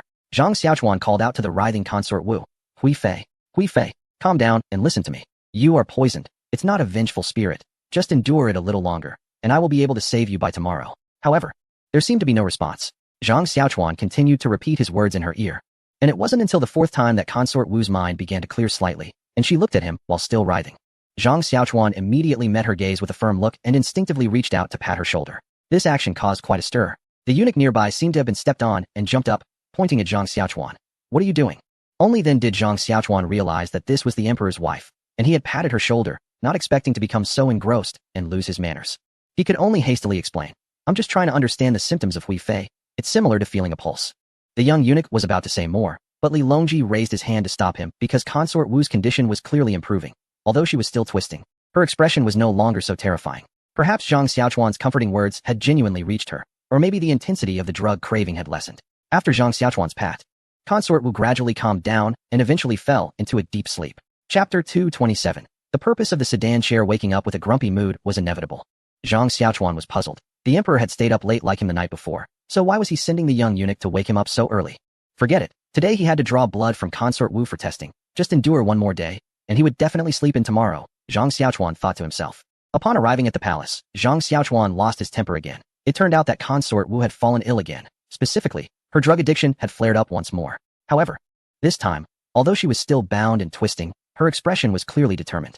This woman's willpower was evidently strong. She truly was a woman of the Wu family. The previous distortions were entirely due to the unknown and fear, thinking it was a haunting, which led to a breakdown of mental defenses and resulted in great suffering and anguish. Now that I understand this is just a symptom of poisoning, I can endure it and move on. Instead of losing my mind, I can grit my teeth and persist. Thus, having faith makes a person strong. Now, even the emperor is sitting there with dark circles under his eyes. What more can I complain about? However, this Li Longji is truly a sentimental man. When one of his consorts falls ill, he keeps a close watch on her and even reviews memorials in the study outside her chambers. Seeing Zhang Xiaochuan arrive, he asked, "You've seen it too." Although Consort Hui's spirit has slightly improved, her physical condition is worsening. I worry she won't be able to hold on. When will the helicopter from Shu province arrive? Zhang Xiaochuan thought to himself. It's early morning, around 6 o'clock in modern terms. Isn't it too early to rush? But he could only honestly reply, Your Majesty, I sent word yesterday for them to depart at the hour of the rabbit. They are expected to arrive by the hour of the snake. Li Longji was somewhat displeased. Why didn't they depart earlier? Zhang Xiaochuan quickly came up with a pre-prepared excuse. Departing earlier would make it difficult to determine the direction and fly. Li Longji nodded in agreement, but suddenly looked surprised. You just said they would depart at the hour of the rabbit and arrive by the hour of the snake.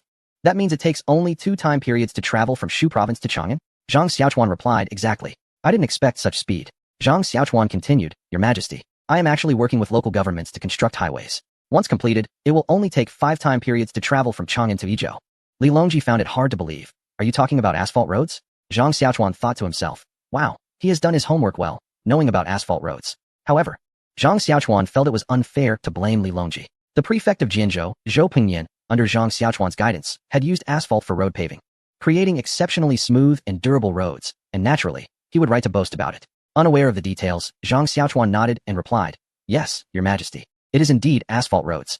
Li Longji still didn't understand. I know the roads are smooth and durable, but how can the speed increase so much? Zhang Xiaochuan slapped his forehead, finally realizing, Your Majesty, the car I presented to you can reach a maximum speed of 180 kilometers per hour, which means it can travel 720 li in 1 hour. Of course, that's at maximum speed. Normally, it can only go up to 120 kilometers per hour, which is 480 li in 1 hour. Li Longji's mouth dropped open in excitement. You mean the yellow flag vehicle can travel over 400 li in 1 hour? Exactly. Zhang Xiaochuan replied, a bit puzzled. After I presented it to you, Your Majesty, haven't you taken a ride in it? Li Longji said, I have taken a few rides. But from Xingqing Palace to Daming Palace, the vehicle has to use a special road for carriages, which requires a detour. It's more convenient to use a palanquin, so I only rode it twice and never again. At the time, I thought it was rather unnecessary. Zhang Xiaochuan could only facepalm, truly a provincial emperor, unable to appreciate finer things. Your Majesty, given the proximity, there's no need for a carriage. But wouldn't it be much quicker to travel to a certain historical city or a hot spring palace? In the past, it took over half a month for a horse-drawn carriage to travel to that city and back. With a car, it would only take 1 day for a round trip. And the ride wouldn't be so bumpy. Moreover, Your Majesty might consider visiting other regions. Previously, the long travel time prevented you from being away from the palace for too long. Now, with the current excitement, who wouldn't want to tour the world? However, with such vast territory, if the emperor were to travel to the western regions, it would take nearly half a year for a round trip, which would certainly cause chaos. If traveling by car, it would only take about half a month, making it very feasible. Additionally, there are helicopters. Li Longji responded with great satisfaction, saying, "You speak wisely. I have not found the true utility of this." Seizing the moment, Zhang Xiaochuan said, "Your Majesty, I have a request." "Oh, do tell.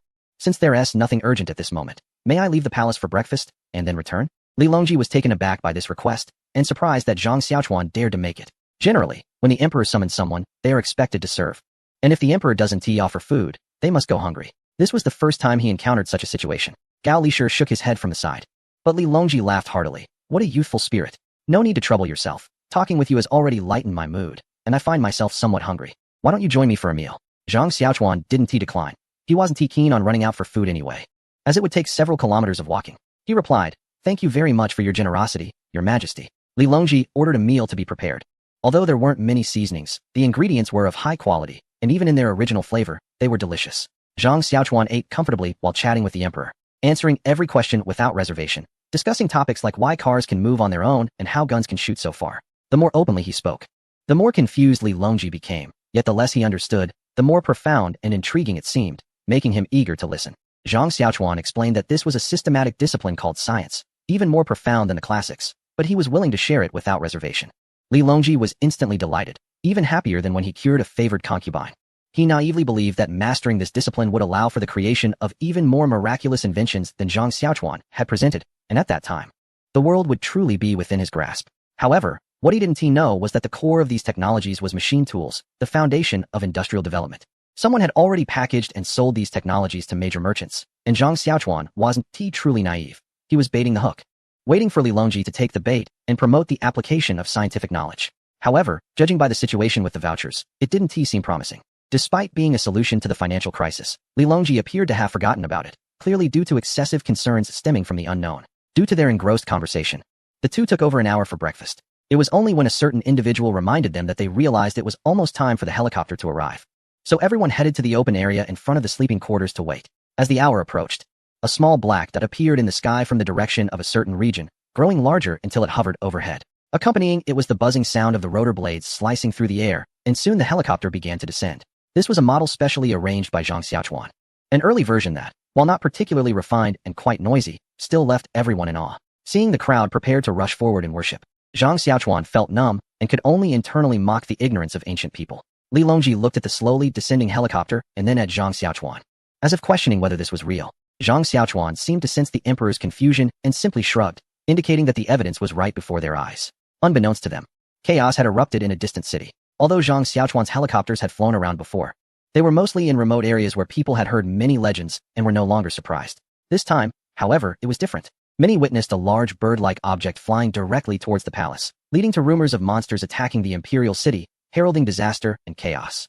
Meanwhile, the generals on guard at the palace saw such a large object descending and rushed forward with their troops. When Li Longji made eye contact with them, he realized a misunderstanding had occurred. Just as he was about to send the imperial guards back, several more teams arrived to protect the emperor. Li Longji glared at Zhang Xiaochuan, who looked innocent. "How can you blame me if you didn't clarify things properly?" The emperor felt equally innocent, wondering who could have anticipated such a commotion from the helicopter.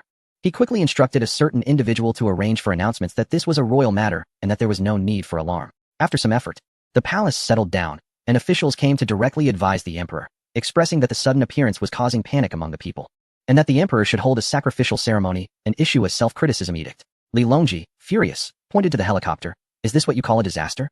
This is utter nonsense." He then pointed to the 5 individuals disembarking from the aircraft. "Are these also disasters?"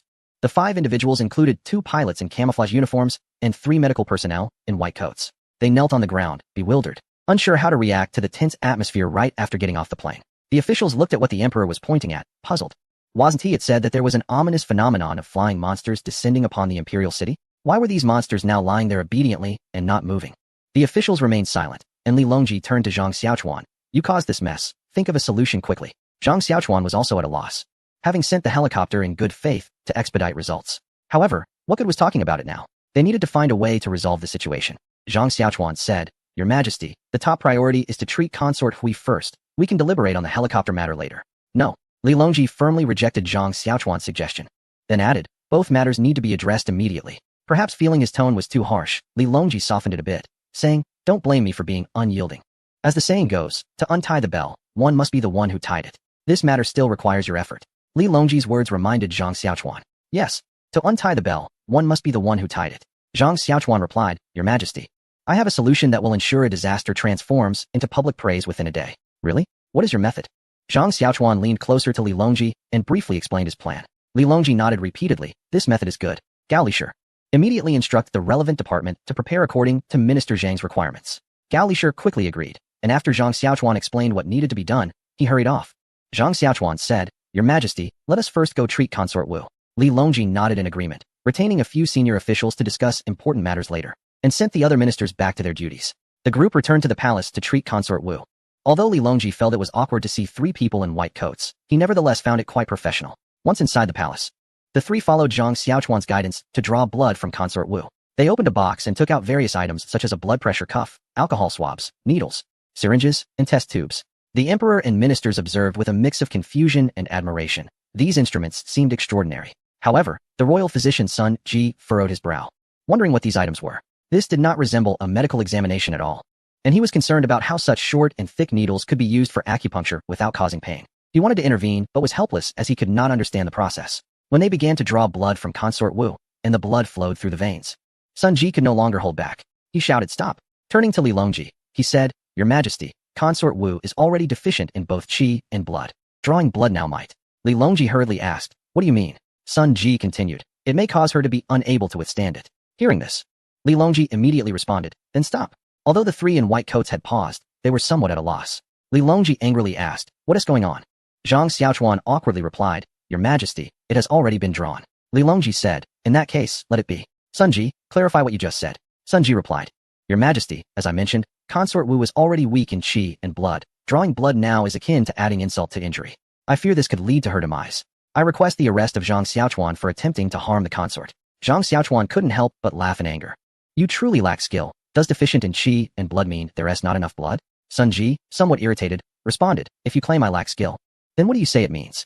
Zhang Xiaochuan, having previously gathered medical-related materials while simulating a time travel experience, could explain this, but found it tedious to delve into the intricacies of the human circulatory system. He said, What matters is not what it is. But if there is a problem with concubine Hui, I guarantee with my head. Are you brave enough to do the same? If you're not, then get out of the way. You have no ability to treat illnesses, and yet you're hindering the treatment. Zhang Xiaochuan turned to Li Longji and said, Your Majesty, I request that physician Sun leave to avoid affecting concubine Hui's treatment. Sun Ji wanted to speak, but was waved off by Li Longji, though he was not dismissed entirely.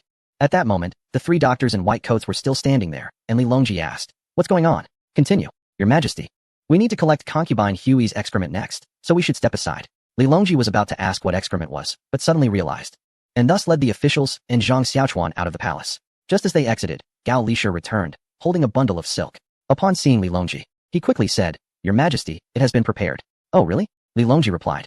Then looked at Zhang Xiaochuan. Now let us see how you turn this disaster into an auspicious event. Chapter 229, Helicopter Advertisement. The crowd arrived at the open area in front of the palace where the helicopter was parked. Zhang Xiaochuan arranged for the silk to be tied beneath the helicopter, weighing down the corners with heavy objects. Once secured, Zhang Xiaochuan said to Li Longji, Your Majesty, it is ready. We can start at any time. Please give the order. Li Longji said, Then let us begin. After receiving permission, Zhang Xiaochuan ordered the helicopter to take off. As the helicopter slowly ascended, the 3 banners hanging below were pulled taut, with red fabric letters sewn onto the yellow silk banners. The inscriptions read, Kai Yuan Tian Tao, Divine Martial Emperor, commanding respect across the land, benefiting the people, auspicious signs from heaven, celebrated by all. To ensure that people on the ground could see clearly, the helicopter flew at a low altitude, circling above Chang'an. Li Longji felt a bit embarrassed looking at the slowly rising banners. Was it too shameless to boast so openly? However, this was for the sake of the people's peace and stability, and it was Zhang Xiaochuan's idea. Li Longji was reassuring himself. A small eunuch stumbled in, but upon seeing the emperor, he quickly stopped and nearly fell due to his haste. Gao Lisher reacted swiftly, grabbing him and scolding. What are you doing? Why are you in such a hurry? Be careful not to offend the royal presence. The small eunuch quickly knelt. I pay my respects to your majesty and greet Chief Gao. Seeing the emperor frown, Gao Lisher urged. What is it? Speak quickly. Auspicious signs.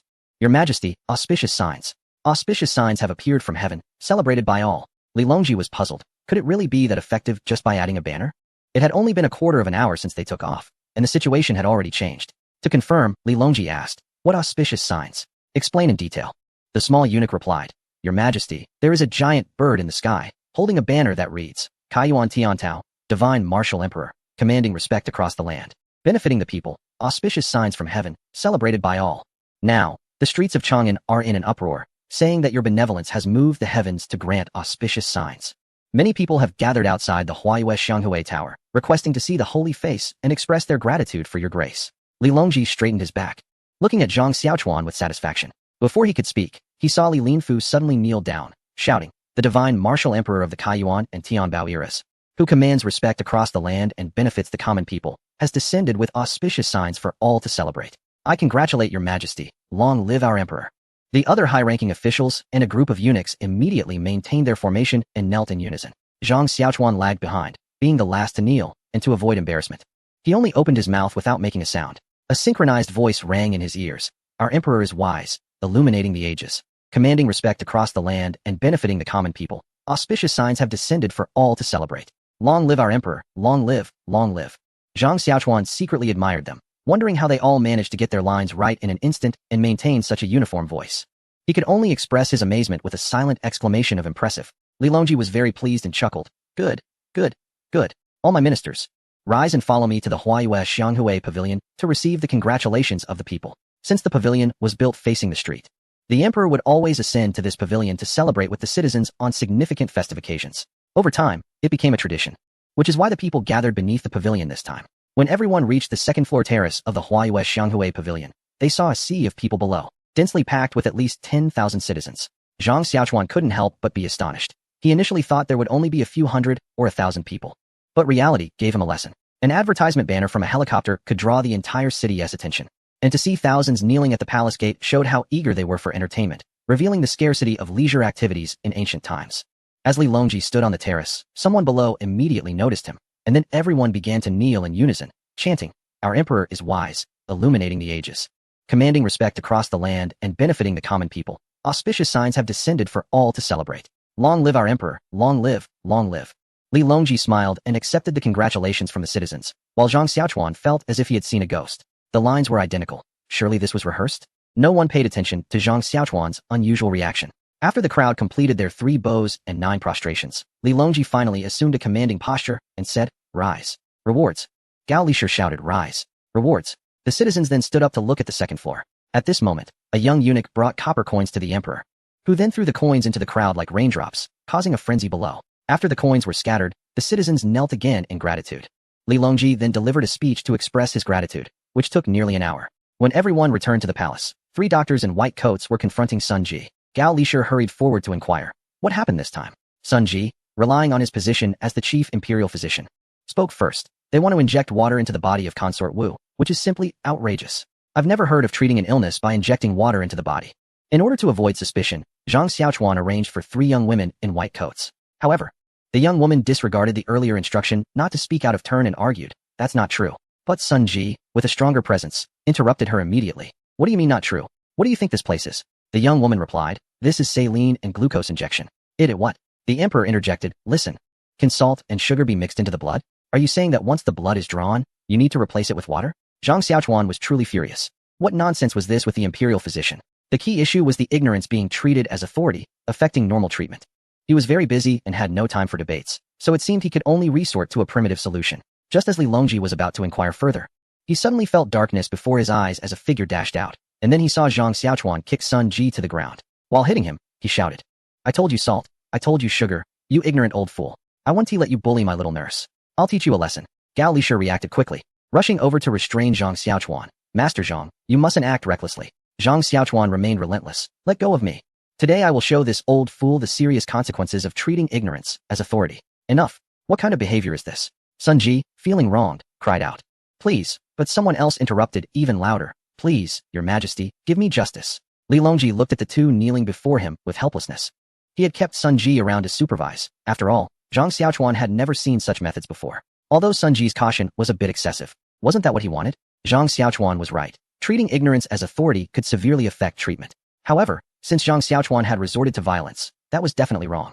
He said, Zhang Xiaochuan, do you really think I have a good temper? Is this palace a place for you to act wildly? Zhang Xiaochuan quickly backed down.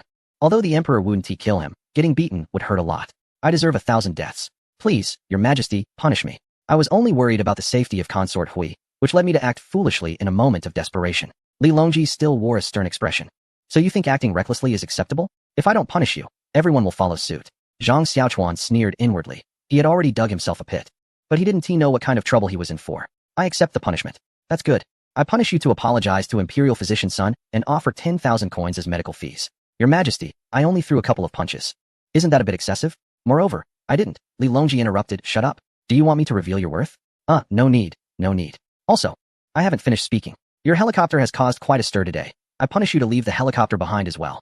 Zhang Xiaochuan cursed inwardly. Clearly having his belongings taken, yet still speaking with such righteous indignation, it was utterly shameless. On the surface, however, he maintained a respectful demeanor. I accept the punishment. Li Longji turned to Sun Ji. Are you satisfied with this punishment? Sun Ji quickly expressed his gratitude. Thank you, Your Majesty, for giving me justice. Li Longji also felt that Sun Ji was somewhat of a hindrance, and he was a leader who trusted his subordinates. The shift from having multiple ministers in the early Tang dynasty to a single dominant minister clearly indicated this. So Li Longji said, all right. You can go back to the Tai Bureau and get busy. Your Majesty, for now, let Zhang take care of the situation with Consort Wu here. And I will take my leave. Although Sun Ji was unwilling, the emperor had spoken, so he complied and left. Li Longji then asked Zhang Xiaochuan, can you explain this situation about injecting saline into the bloodstream? Zhang Xiaochuan felt a bit frustrated. How did this come back around? He estimated that a textbook explanation would be too complicated for the emperor to understand. If the emperor didn't understand, he would have to ask him again. Zhang Xiaochuan thought for a moment and recalled what his parents used to say in his childhood, eating salt gives you strength. He explained, Your Majesty. What Consort Wu refers to as insufficient energy in blood is manifested as physical fatigue and lack of spirit.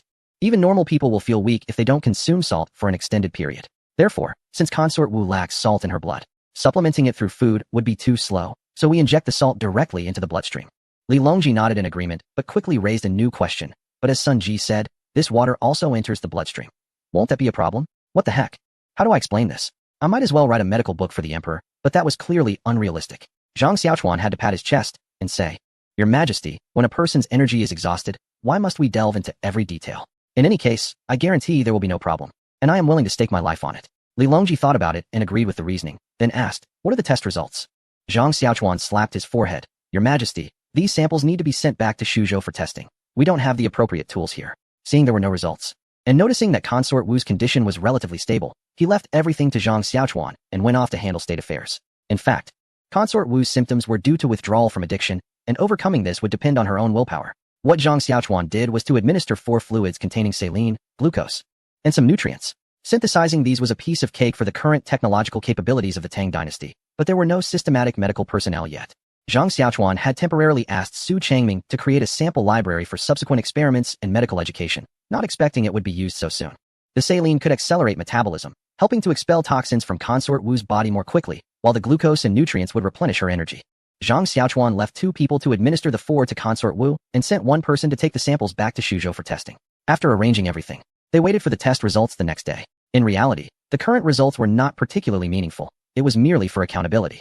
Early the next morning, the test results arrived, and Zhang Xiaochuan hurriedly took them to find the emperor. This was similar to the test reports from later times, but it was handwritten. Li Longji took the report and looked bewildered, as it was filled with unfamiliar symbols. However, the emperor couldn't directly say he didn't understand it. He needed an explanation. After a moment of thought, Li Longji said, Let's discuss these test results.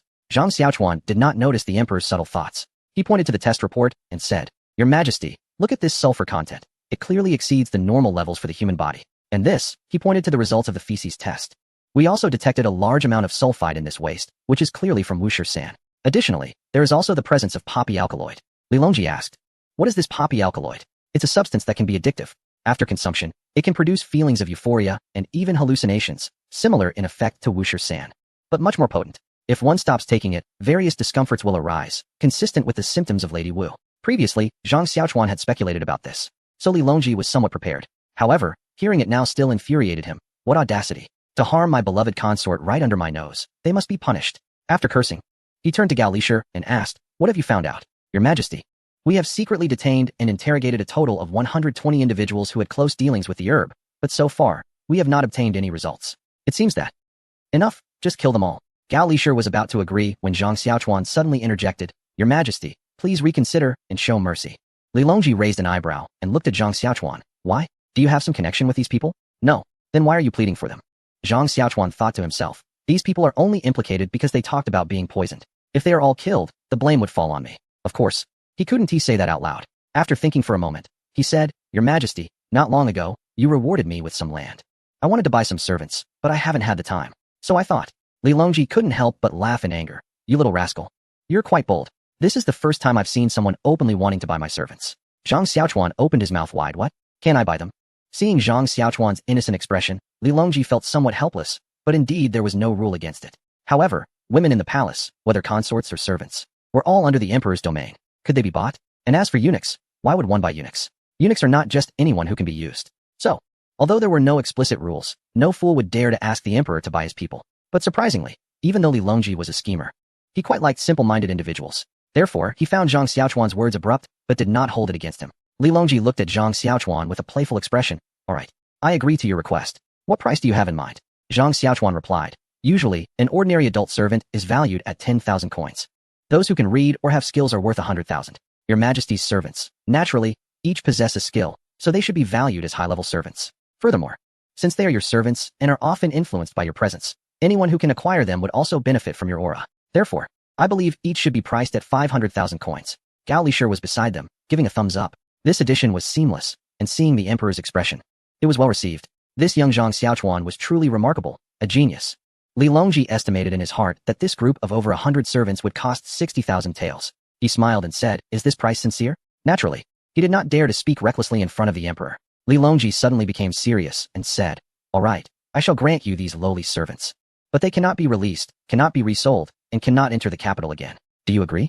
Zhang Xiaochuan thought to himself, "This cunning emperor, selling them to me at such a high price while speaking so grandly."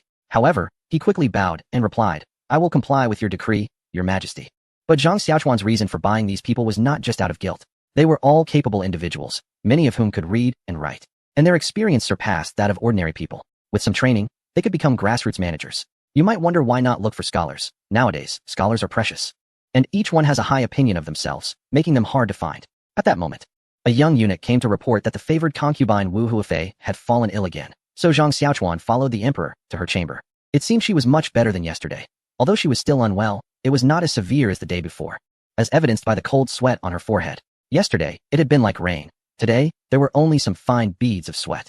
After a while, once the effects of the poison had subsided, Wu Huifei's spirits lifted, and she could sit up. Li Longji hurried over to support her, asking, "Huir, how are you feeling?" "Your Majesty, please forgive me for not being able to bow," she replied weakly. "That's all right. Just tell me how you feel." Wu Huifei said, "I feel like I have come back to life.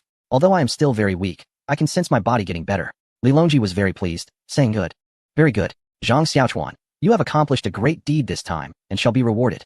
Zhang Xiaochuan quickly lowered his head and replied, "It is merely my duty. I cannot accept a reward." "Enough. Merit must be rewarded, but it is not urgent at this moment. You may leave for now. I want to talk with Huifei."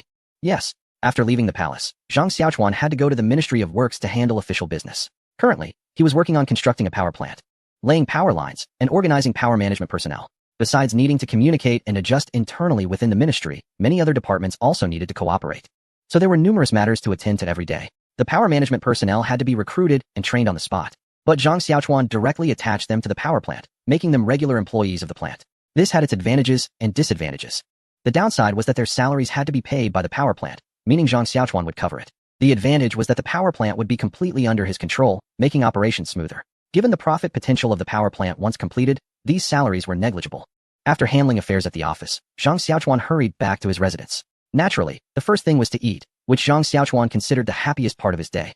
In this era, many kinds of animals were edible, and looking at the table full of delicacies made his mouth water. At that moment, a chubby man brought in a soup and said, "Master, today is the whole deer banquet. This last dish is deer whipped soup, and I added plenty of herbal medicine. There's no gamey smell at all.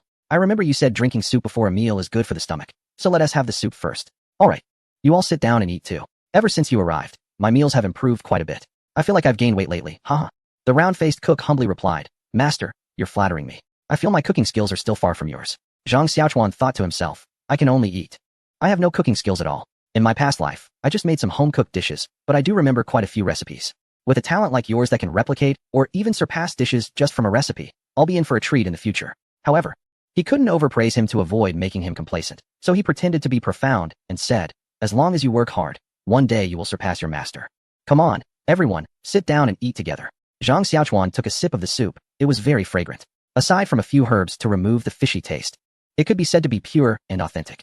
He couldn't help but exclaim, good. The round-faced cook felt very pleased upon hearing the praise. Unexpectedly, Zhang Xiaochuan felt a surge of heat in his abdomen. What the heck? This is too nourishing. But why so nourishing now? He exclaimed loudly. This left the cook confused. Was it good or bad? Zhang Xiaochuan, didn't he explain? Nor did the cook ask, but Zhang Xiaochuan never touched that deer tendon soup again. Finally, he said, next time if there's deer tendon or tiger tendon, make it into wine for me to take back. The cook thought, could it be that my cooking skills are still lacking? The deer tendon soup must not taste good. Otherwise, why would the master want me to make it into wine? I should secretly make some more to cook for the master. After the meal, Zhang Xiaochuan went to the study, where a pile of documents was placed. Then, Lao Luo and Xiao Hu came in. Erlang, do you want me to tell you about the information sent by Zhuangzi today? I'm a bit tired. Just hit the highlights. Alright, there are military reports from the Luzhao battlefield sent to the court, and they didn't mention assault rifles and rocket launchers. Zhang Xiaochuan nodded. They're being sensible. Cancel that assassination plan. Okay, we've reached an agreement on the cooperation method with the 10 major merchants. It will change to constructing 10 industrial parks simultaneously. We provide the blueprints, equipment, and training, and they will build it themselves. However, there's a problem. What problem? Lao Luo said. The funds from the Wang and Dou families have arrived. But the money from the other families is still being prepared and will take some time to transport. However, the Wang and Dou families demand to start in 3 days. If it's not ready, they want to begin first. Starting first is definitely not possible. Now that the helicopter emperor knows about it, let us just be high profile. We'll transport the funds from the other 8 families by helicopter once they're ready. That is a good idea. Also, there is another piece of news. Lao Luo's expression was very strange, almost like he was suppressing a laugh. Zhang Xiaochuan felt annoyed. What is it? Chapter 232. The king of Yunnan enters. Shu, seeing Zhang Xiaochuan annoyed. Lao Luo, didn't he keep it a secret? And said directly. The Luzhao side has sent 6 dowries and 6 princesses. After saying this, Lao Luo looked at Zhang Xiaochuan with a playful expression. Zhang Xiaochuan seemed to realize a certain possibility, but was still unwilling to believe it. To confirm, he asked, who are these princesses going to marry? You. Lao Luo pointed at Zhang Xiaochuan. Zhang Xiaochuan felt 1,000 beasts galloping through his mind. Although marrying a princess is nice, having too many is also a burden. I can't even take care of these 10 at home, and now there are 6 more. Just thinking about it is terrifying. But why? Before Luo Xiaohu could respond, Zhang Xiaochuan suddenly realized, wait, did they say if I marry, I have to accept it? Let them go back where they came from. It's too late. What do you mean? The eldest lady has already accepted this for you. Zhang Xiaochuan looked dejected. Is there any consideration for my feelings? How could she just decide without asking for my opinion? Luo Xiaohu interjected. Isn't that what we're doing now? Asking you. Asking me what? Zhang Xiaochuan looked confused. Asking when you're going to bring these 6 princesses home? Zhang Xiaochuan swore, damn. Let my brother handle it. This sister-in-law is being unreasonable. You tell her I don't want to. Let my brother take care of it. Luo Xiaohu said with difficulty. The message from the village specifically mentioned that this is also the elder brother's intention. Zhang Xiaochuan felt like he wanted to die. How was he supposed to handle this? It wasn't that he lacked moral standards. He had no psychological pressure when accepting the princesses from the Western Chong. But now that he had accepted them, he had to take care of them. How could he possibly manage so many? As the saying goes, a woman is ungracious when close, and resentful when distant. It was clear how difficult they were to please, and adding 6 more would be overwhelming. He thought about how the emperor couldn't even manage his numerous concubines, leaving them for the officials and guards. Zhang Xiaochuan thought, I don't want to end up in a bad situation. I'd rather have fewer. Unfortunately, now that his sister-in-law had made the decision unilaterally, men tend to think not about rejection when faced with imposed responsibilities, but rather about how to bear them. Fine. I admit it, men can be clueless. With titles and perks like Dali in Yunnan, Songshan, Erai, beautiful women, and the princesses of Nanzhao, how could anyone refuse? Who could say no? Would refusing even make him a man? Suddenly, he felt a bit of anticipation. Zhang Xiaochuan was now thinking about how to appease his previous wife, while also taking care of the newly arrived 6 princesses. After pondering for a long time with no clear solution, he finally gritted his teeth and decided to just go for it. He turned back to Luo Xiaohu and said, by the way, you still haven't answered my earlier question. Why do we need to marry a princess? It is said, Luo Xiaohu started, but Zhang Xiaochuan interrupted impatiently. Enough with the nonsense, just get to the point. Luo Xiaohu thought to himself that he couldn't be blamed for this. It was the king of Yunnan who sold him out. He was just passing on the message. It is said that Tung Yi told the king of Yunnan that you have a thing for princesses and like to marry them. If they want to be on good terms with you, They have to marry princesses, and the more the better. Tung Yi, you bastard. When you come back, I'll take care of you. Luo Xiaohu couldn't help but be stunned. The northern alley was full of establishments for such businesses, and there were at least 800 girls there. If he really took over, it would drive Tung Yi crazy.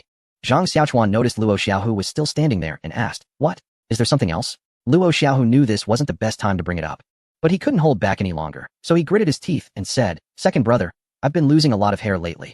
Look at my receding hairline." Zhang Xiaochuan scoffed, "Don't start. That's just genetics. If you have something to say it directly. No need for beating around the bush." Luo Xiaohu murmured to himself. Wasn't it you who said that worrying too much can lead to hair loss? However, for his own purposes, he couldn't contradict Zhang Xiaochuan, so he said, "Hee hee. I'm just a rough guy and don't understand much, but I do feel a bit overwhelmed lately. It's fine for me to keep an eye on things and gather information, but being a steward assistant is really exhausting for me." Zhang Xiaochuan felt that it was indeed a bit inappropriate for Luo Xiaohu to handle this, but there were no suitable candidates at the moment, so he replied, "This is fine, but there is no suitable person right now. You can hold on for a while, and I'll find someone suitable for you. I guarantee you'll be satisfied." Before Zhang Xiaochuan could finish, Luo Xiaohu interrupted and asked, "What suitable candidates?" Luo Xiaohu, with a cunning smile, said, "The two ladies, Daya and Xiaoya. Daya is more lively and can be an assistant, while Xiaoya is more steady and can be a steward." Zhang Xiaochuan seemed to realize something. "Is this your sister-in-law's idea?" Luo Xiaohu didn't answer, just chuckled. Zhang Xiaochuan thought this wasn't bad, and it wouldn't leave him sleepless, so he asked, "When can they come over?" The two ladies' identification documents weren't ready yet, so it would probably take a few days, around 3 to 5 days. They mentioned they hadn't toured the place yet, so they planned to drive over and enjoy the scenery along the way, which would likely take about half a month. Zhang Xiaochuan felt a bit disappointed. "It'll take that long? I thought they'd be here tomorrow based on what you just said." "Alright, you can go now." The king of Yunnan was currently following his sister-in-law, Chao Qin, who was now the vice president of the Great Tang Technology Group, touring Zhang's industrial park. Initially, the king of Yunnan felt uncertain, thinking to himself, as a prince, was it too degrading to be so servile to a county official? However, upon arrival, he realized that what he saw and experienced along the way made him feel that he was not degrading at all. Although cars were still rare outside, and they were no longer a novelty. It meant they were easily seen, but if one wanted to buy one, they would have to wait in line, not because of money, but because of the lack of supply. Now, with the industrial park expanding and the transportation of various materials increasing, naturally, the trucks produced were first used by themselves. Some were sent to Yunnan to transport iron, while others were dispatched to Jianzhou for asphalt, and there were also transports for salt and crude oil. In short, their own needs weren't fully met, and the biggest bottleneck was still the insufficient rubber production capacity. Therefore, trucks were used for their own purposes first, and others would have to wait until other parks were established. Thus, when the king of Yunnan learned that these amazing cars all came from the industrial park of the county official in Qingqing, Shu province, the impact was no less than witnessing a submachine gun on the battlefield. At this point, the king of Yunnan no longer had thoughts about whether it was worth it. He must cling tightly to the Zhang family's influence. They were people with great wisdom and capabilities, and just a little support from them could bring endless benefits to the Nanzhao kingdom. When he arrived in Shu, he was completely stunned by the bustling scenes, which he had only seen in Chang'an. The key difference was that Chang'an had horse-drawn carriages, while here, everything was cars, along with many human-powered tricycles. Each time the king of Yunnan thought he had grasped the wonders of the Zhang family, his understanding was immediately refreshed. Now, the king of Yunnan was following Chao Qin, standing in front of the still under construction group building, looking astonished like a fool. Chapter 233 Visit to the Industrial Park. Wow, this is so tall. How many stories is it going to be? The local leader looked at the building under construction for a tech group and raised his question. Chao Qin smiled slightly. It's going to be 5 stories, each one 8 meters high. Once completed, with the addition of the parapet at the top, it will reach a total height of 10 meters. The local leader paused for a moment before saying, "There's a saying I'm not sure about, but I'll say it anyway. For a building this tall, it should be magnificent. Why is there a parapet? Doesn't that make it look like a city wall? That would be quite unattractive." Chao Qin wanted to explain that the design was flat-roofed, but figured the local leader might not grasp the concept. So she looked around and happened to spot Engineer Li Quan approaching. "Engineer Li, come over here." Li Quan hurried over. "Chao, did you call for me? Please show the local leader the schematic of the office building." Upon hearing the local leader's title, Li Quan, now the chief engineer of a major construction group, felt a rush of humility and almost knelt down. The local leader quickly stopped him, saying, "There's no need for such formalities." After Li Quan stood up, he said, "The drawing is quite large and not convenient to look at here. Why don't we head to the project office to see it?" The local leader was intrigued by this new term, but didn't want to ask too many questions. Once everyone arrived at the project office, the local leader was immediately astonished by the scene before him. What was called a project office was actually built like a sales center. Upon entering, there was a large hall with a gigantic sand table in the center, representing the planning model of the entire park. Seeing the local leader staring at the model, Li Quan began to introduce it. As he spoke, the local leader's jaw dropped further. This was not an industrial park, but clearly a future city, surpassing all current cities. Seeing the local leader's shocked expression, Chao Qin felt very satisfied. She wasn't just taking the local leader for a casual tour, she had a purpose in mind. After all, he was a significant figure, and with the princess from a neighboring region accompanying him, she didn't want to give a poor impression. This was akin to showcasing strength in front of a family connection. This was just the beginning. They then proceeded to the factory. And when the local leader saw various machines, he was once again stunned. It turned out that producing a knife that could cut through steel was so quick. A steel plate passed through rollers to become thinner, then was pressed flat, cut, polished, and finally had the handle attached. Each process was operated by an individual, and thousands of knives could be manufactured in a single day. After asking Chao Qin, he learned this was a production line. The local leader calculated in his mind. If they could produce military-grade knives, it would be completely feasible to equip 10,000 soldiers in just a few days, and it seemed only dozens of people were working. This was astonishing. Every time he exited the factory, the local leader would look around and even pinch himself, grimacing in pain. Chao Qin couldn't help but ask, "Local leader, what's wrong? Are you feeling unwell?" The ruler of Yunnan smiled wryly and said, "Everything here is too unbelievable. I'm pinching myself to see if I'm dreaming." Chao Qin chuckled and replied, "You're quite humorous, ruler of Yunnan. Next, we'll visit the bank vault in our park." Although the ruler of Yunnan did not know what a bank was, he understood what a vault was. It was generally referred to as a treasure house. He then asked, "Can we really visit this treasure house? Wouldn't it be inappropriate?" Chao Qin thought to herself, "This is the core display of Zhang's strength. How could I not let you see it? Am I afraid you'll steal something?" She replied with a smile, "What is the problem? After all, we are family, so it's fine to show you around." Given the previous situation, the ruler of Yunnan was prepared this time, but when the 20-centimeter thick stainless steel door was opened, his heart still skipped a beat. What first caught his eye was not gold and silver jewelry, but rows of lights that illuminated as the door opened, instantly making the vault as bright as day, with no shadows even present inside. Directly in front of him was a wide passage, and as he entered, the ruler of Yunnan noticed that on both sides of the passage were many large golden blocks, nearly as tall as a person. Upon closer inspection, these large blocks were actually made up of smaller rectangular gold-colored pieces stacked together. The sight made his heart race again. What kind of household is this? These golden pieces must be gold bars, and there were at least hundreds of piles, perhaps even more than the national treasury. With trembling lips, the ruler of Yunnan asked, This. Seeing such a prominent figure stunned by the wealth in front of her, Chao Qin felt immensely pleased, her vanity greatly satisfied. What of the king? Or the ruler? They were easily put in their place. Without waiting for the ruler of Yunnan to finish his sentence, Chao Qin cheerfully explained, "These are copper ingots."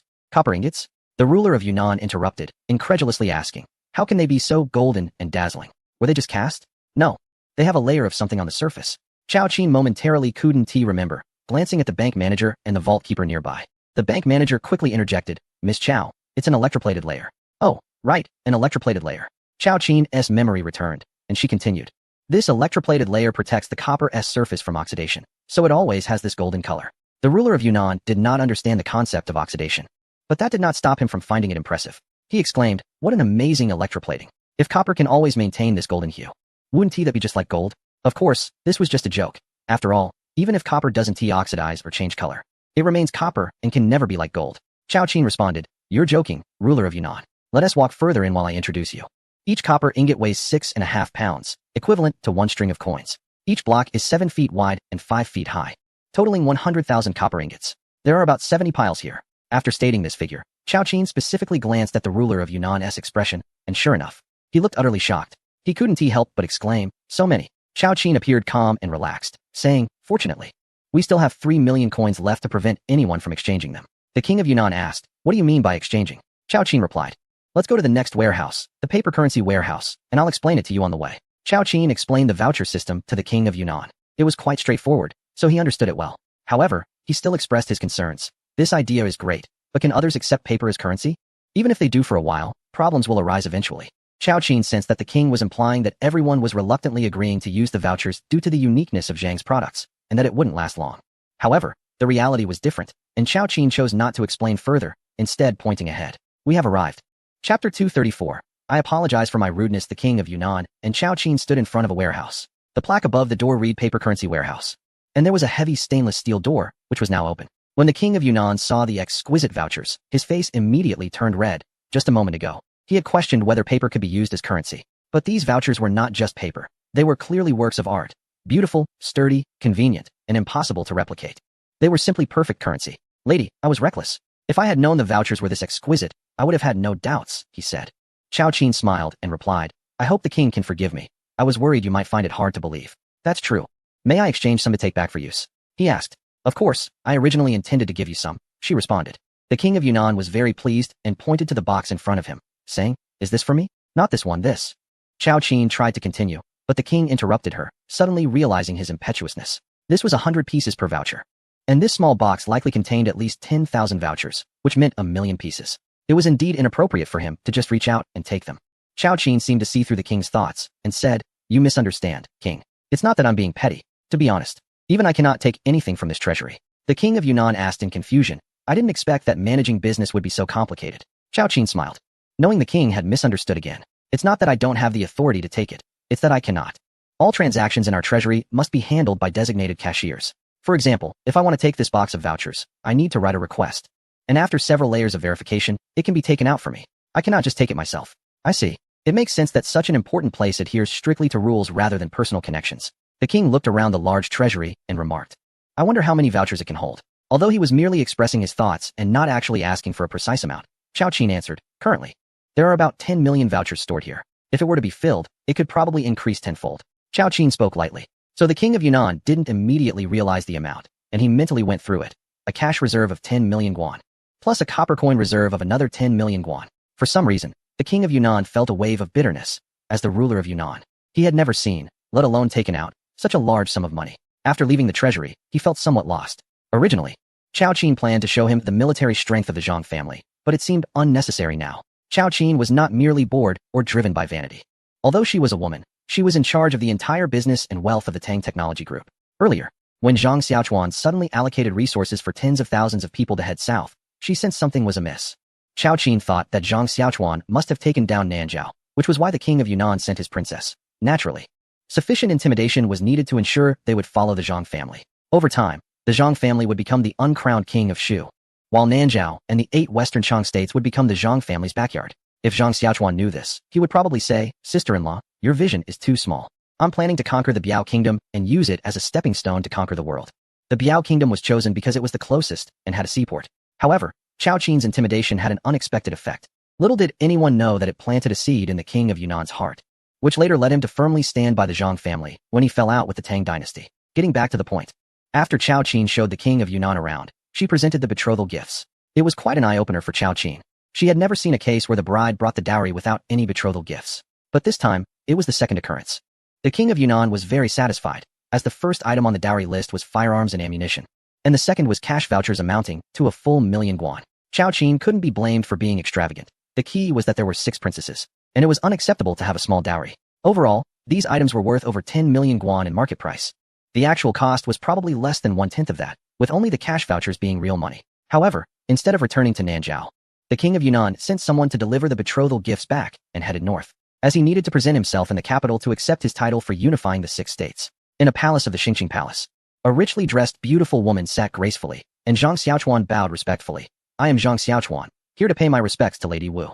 Lady Wu raised her hand in a gesture to dismiss formalities. "No need for such courtesy. I must thank you, Master Zhang, for saving my life." Although it wasn't their first meeting, she had previously been gravely ill, so this could be considered their first true encounter. Her words sent a shiver down Zhang Xiaochuan's spine. She was truly enchanting. Her voice was a perfect blend of confidence and charm, and it was her natural tone, not something she put on. The sound was mesmerizing. No wonder she had enjoyed such favor from Li Longji for so long. Had she not died in history, Yang Yuan might not have even had a chance. When Zhang Xiaochuan straightened up and looked at Lady Wu, their eyes met. She had a pair of bright, dark eyes that radiated an intellectual and emotional beauty. With a stunning yet regal face, this is a perfect blend of charm, sensuality, and elegance. Truly, it reflects the lineage of an empress. He fulfills all the fantasies of a certain type of admirer regarding a female superior. Zhang Xiaochuan thought that if she wore gold-rimmed glasses, it would be perfect. Zhang Xiaochuan was so captivated by the beauty of Wu Huifei that he forgot to look away, and she was staring back at him. He felt a rush of emotions, as if his soul had been drawn away. Wu Huifei, noticing his dazed expression, covered her mouth and chuckled. "Mr. Zhang, you are being rude." Zhang Xiaochuan suddenly snapped back to reality, wiping away the drool. "Damn, I'm not a pure young man anymore. Why did I suddenly lose myself?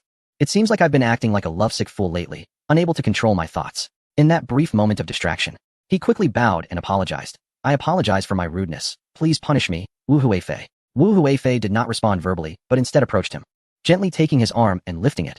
"What are you talking about, Mr. Zhang? I have no intention of blaming you. Please rise." Although they were separated by clothing, Zhang Xiaochuan felt her hands pressed against his skin, sending a tingling sensation through him, causing his blood to rush and leaving him even more bent over. Chapter 235, Young People Can't Be Teased.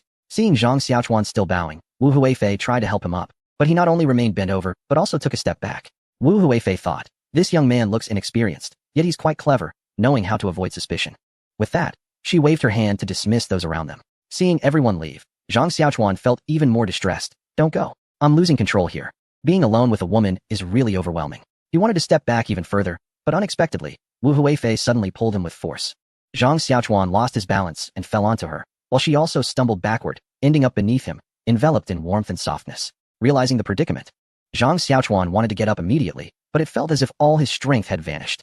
He struggled to push himself up, but only caused their bodies to make more contact, making it even harder for him to maintain control. He tried to lift himself to avoid any unintended consequences. However, that was not the worst part. Wu Huifei's lips were right by his neck as she breathed lightly against him. Zhang Xiaochuan wanted to scream. This enchantress is going to be the death of me. We're in the palace, and it feels like my reason is slipping away. She's literally challenging the patience of a young man. Are you incapable? Upon hearing those words from Wu Huifei, Zhang Xiaochuan completely lost his composure. He mentally prepared himself. If I'm going down fighting. Suddenly, he felt a void beneath him, as if Wu Huifei had slipped away like a fish. Then he saw Wu Huifei gracefully sitting back in her seat and seriously said, Zhang, you have gone beyond mere rudeness. You have overstepped. Zhang Xiaochuan cursed in his heart. I just saved your life, and you treat me like this. This woman is too venomous. Besides, she had already drawn her weapon but managed not to pull the trigger. He replied with a harsh tone, so what do you want?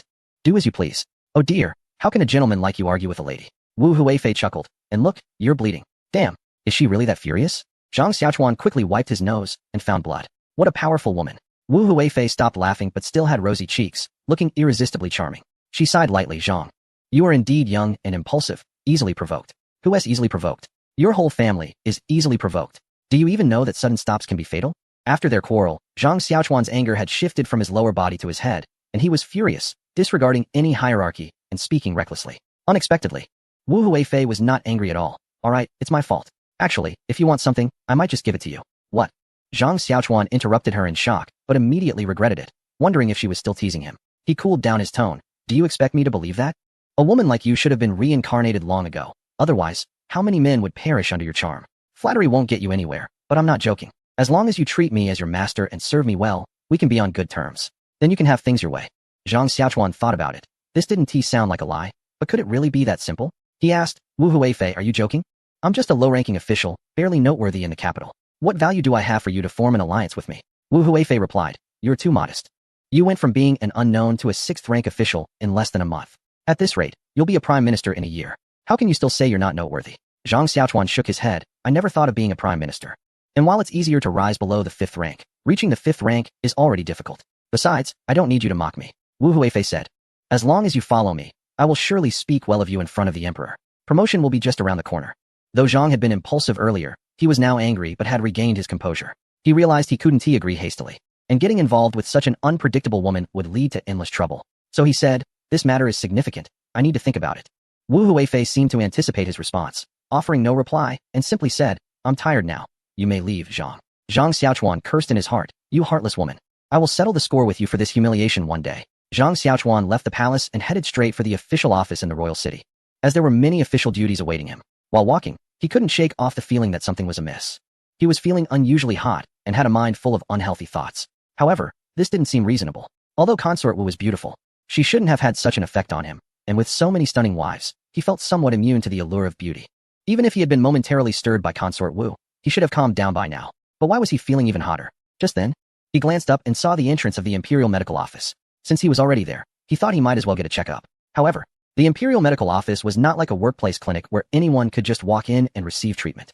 Approval from the head of the office was needed to treat anyone outside of the royal family, unless there was an imperial decree. Zhang Xiaochuan was essentially trying to get a free consultation. He just wanted to find a physician to take a look at him without needing any medicine, thinking it should be fine. But to his surprise, once he entered, everyone ignored him, treating him as if he were invisible, despite his official robes. In a moment of despair, Zhang Xiaochuan spotted Sun Ji and quickly approached him. Deputy Sun, what a coincidence. They had had an unpleasant encounter a few days earlier due to the treatment of Consort Wu, and Zhang Xiaochuan had expected Sun Ji to turn away upon seeing him. Surprisingly, Sun Ji greeted him with a smile. Isn't this Director Zhang? I was just thinking of finding a time to visit you. But I didn't expect you to come here in person. Come, let's talk in my office. Zhang Xiaochuan thought that with Sun Ji around, his medical issue would be resolved, so he decided to follow him. He extended his hand and said, after you. Chapter 236. Young people should eat less tonics. Although Sun Ji was somewhat stubborn, it didn't mean he was foolish. Otherwise, he wouldn't hold the position of head of the Imperial Medical Office. Noticing Zhang Xiaochuan's confusion, he explained, "Are you wondering why I am so welcoming?" Zhang Xiaochuan nodded. Sun Ji continued, "The reason for my previous objections was twofold. First, you are young and inexperienced, and your methods lacked proper restraint. Second, your techniques were unheard of, and I couldn't allow you to treat patients recklessly. My initial coldness was due to the fact that your methods have proven effective. And now that I see your new approaches, I naturally wish to learn from you." Zhang Xiaochuan heard that Sun Ji wanted to learn Western medicine. But this was a systematic body of knowledge that couldn't be grasped in just a few sentences. He thought about how to summarize it and planned to teach him later. However, to Sun Ji, it seemed like Zhang Xiaochuan was reluctant to share, so he blushed and said, "I was being rash. How can such new medical techniques be taught so casually?" Seeing Sun Ji's misunderstanding, Zhang Xiaochuan clarified, "It's not that I am unwilling to teach. I just don't know where to start." Hearing that Zhang Xiaochuan was willing to teach made Sun Ji very happy. "No rush, take your time to think. By the way, did you come to the Imperial Medical Office for something specific?" Zhang Xiaochuan slapped his forehead. "Oh right, I do have something." He then explained his symptoms. And Sun Ji listened carefully before taking his pulse. The expression on Sun Ji's face changed from confusion to a strange look, and then to deep thought after he took the pulse. Generally, patients dread seeing a doctor with such a rich expression, as it likely indicates bad news. Zhang Xiaochuan, worried, asked, "Director Sun, I wonder if I..."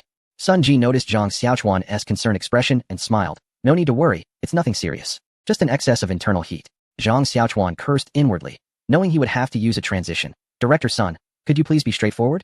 "Oh, your condition is due to taking too many tonics without a way to release the excess heat, which has caused the blockage affecting you." Zhang Xiaochuan was puzzled. "When did I take tonics? I wasn't even aware." Sun Ji didn't believe him, thinking Zhang Xiaochuan was just trying to hide something, and said, "I'll prepare a herbal tea to clear the heat for you. Take my advice, young man, avoid tonics."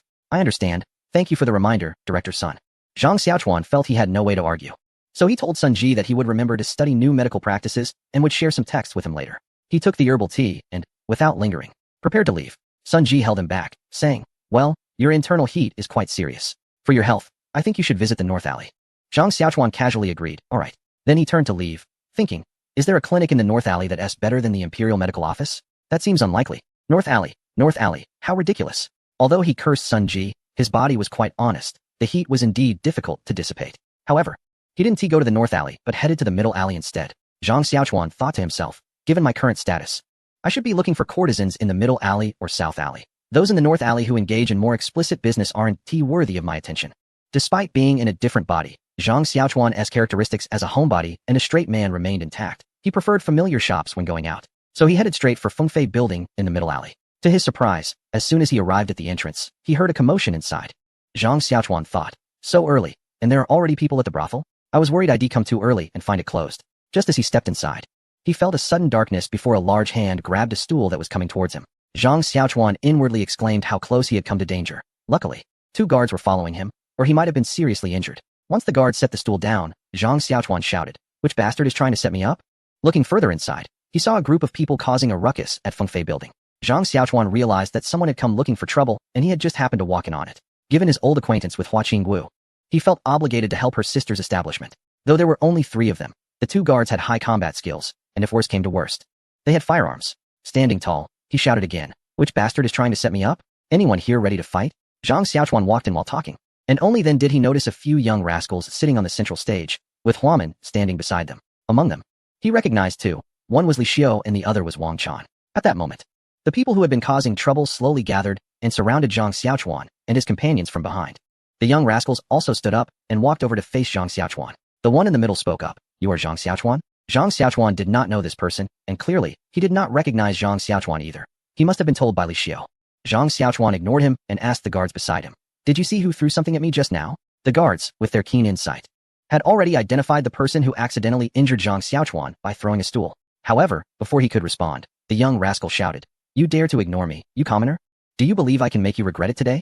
Zhang Xiaochuan continued to ignore the now agitated young rascal and shouted to the guards, "Who was it? Show me." The guard immediately pointed to a thug in the right front. Before Zhang Xiaochuan could react, the young rascal was already driven mad by being ignored. "Ignoring me again? Get them arrested. Let's see if you can." Bang. Before he could finish his sentence, a gunshot rang out, cutting off his words. Then Zhang Xiaochuan said, "Everyone saw it. He just attempted to assassinate me. I had to defend myself to survive. Take that stool with you. It's evidence of his attack." The unfortunate soul who had thrown the stool was now on the path to the underworld, and no one expected Zhang Xiaochuan to dare to kill someone right upon arrival. So everyone was momentarily stunned. Zhang Xiaochuan was very satisfied with the current intimidation effect, blowing on the muzzle of his gun. Then turned to the young rascal who had just spoken. May I ask who you are? I am Prince Shou. You dare, I dare. It turned out to be Prince Shou. Zhang Xiaochuan replied, my apologies, let us sit down and talk. Saying this, he sat boldly in the position they had just occupied. Prince Shou, Li Zhao, was a bit dumbfounded, but Wang Chan showed no sign of hesitation. Wang Chan said, Prince Shou, he dares to sit in your place, it's outrageous. Let me take him down. With Wang Chan backing him up, Li Zhao felt emboldened. What are you? Do you have the right to sit with me? Get out of the way immediately. Zhang Xiaochuan pointed the dark muzzle of his gun at Prince Shou. Li Zhao. Enough with the nonsense. Are you going to sit or not? Chapter 237. The nearly ex-fiancé faced with the dark muzzle of the gun, Li Zhao immediately cowered. But he still didn't forget to threaten. I am Prince Shou, the 18th prince. My mother will know about this. So this is the courage you have to commit violence under the emperor's feet? Zhang Xiaochuan interrupted Li Zhao again. He was so furious, he was almost spitting blood. But his mother and sister were both incredibly strong-willed women, coupled with an even more dominant father, which had shaped his cowardly character. Thus, when Zhang Xiaochuan pressed him, Li Zhao felt a bit intimidated. If this escalated to the emperor, he might not come out unscathed. Li Zhao became timid and foolish, but someone was still sharp-witted. Li Xiu said, a mere 6th-rank official dares to frame the Prince of Longevity and hastily assign blame. It was just some of your people who drank too much and knocked over a few tables and chairs. You should stop spreading alarmist claims. We all witnessed you committing murder in public. Wang Han chimed in, I saw it too. Li Xiu smiled as he approached. And you have only 2.5 people. We have more than 30. Let's capture and restrain them first. I don't want to talk to him while sitting together. Wait a minute. Who is this half-person referring to? It was clear that the half-person referred to Zhang Xiaochuan, who immediately swept his gun around at the crowd. The idle thugs, who had received orders to rush forward, hesitated and slowed down, fearing for their lives after that sweeping motion. Li Xiu understood their hesitation and shouted, these self-firing hidden weapons are usually one-time use. He's already giving me the signal. Do you want to test it out? The first part was directed at the idle thugs, while the latter was meant for the 2 internal guards. Upon receiving the orders, the 2 acted swiftly and ruthlessly, and in an instant, 4 or 5 people were knocked to the ground. The others were not foolish either. They quickly organized a counterattack. Unfortunately, their combat abilities were far too inferior, and coupled with their hasty response, the 20-plus individuals couldn't make much of a splash and were all knocked down. Li Xiu was the smartest among these wealthy youths and acted decisively. Seeing the situation, he realized they could only be at Zhang Xiaochuan's mercy. Although Zhang Xiaochuan wouldn't dare to kill them, he could certainly humiliate them. Acknowledging this, Li Xiu boldly asked, what do you want to do? As he was about to sit next to Zhang Xiaochuan, the latter said, stand while we talk. Zhang Xiaochuan, don't go too far. I am the son of a chancellor, a member of the royal family. You can also choose to lie on the ground, and then we can talk. You. Li Xiu was furious, but realized the situation was against him, so he reluctantly stood aside.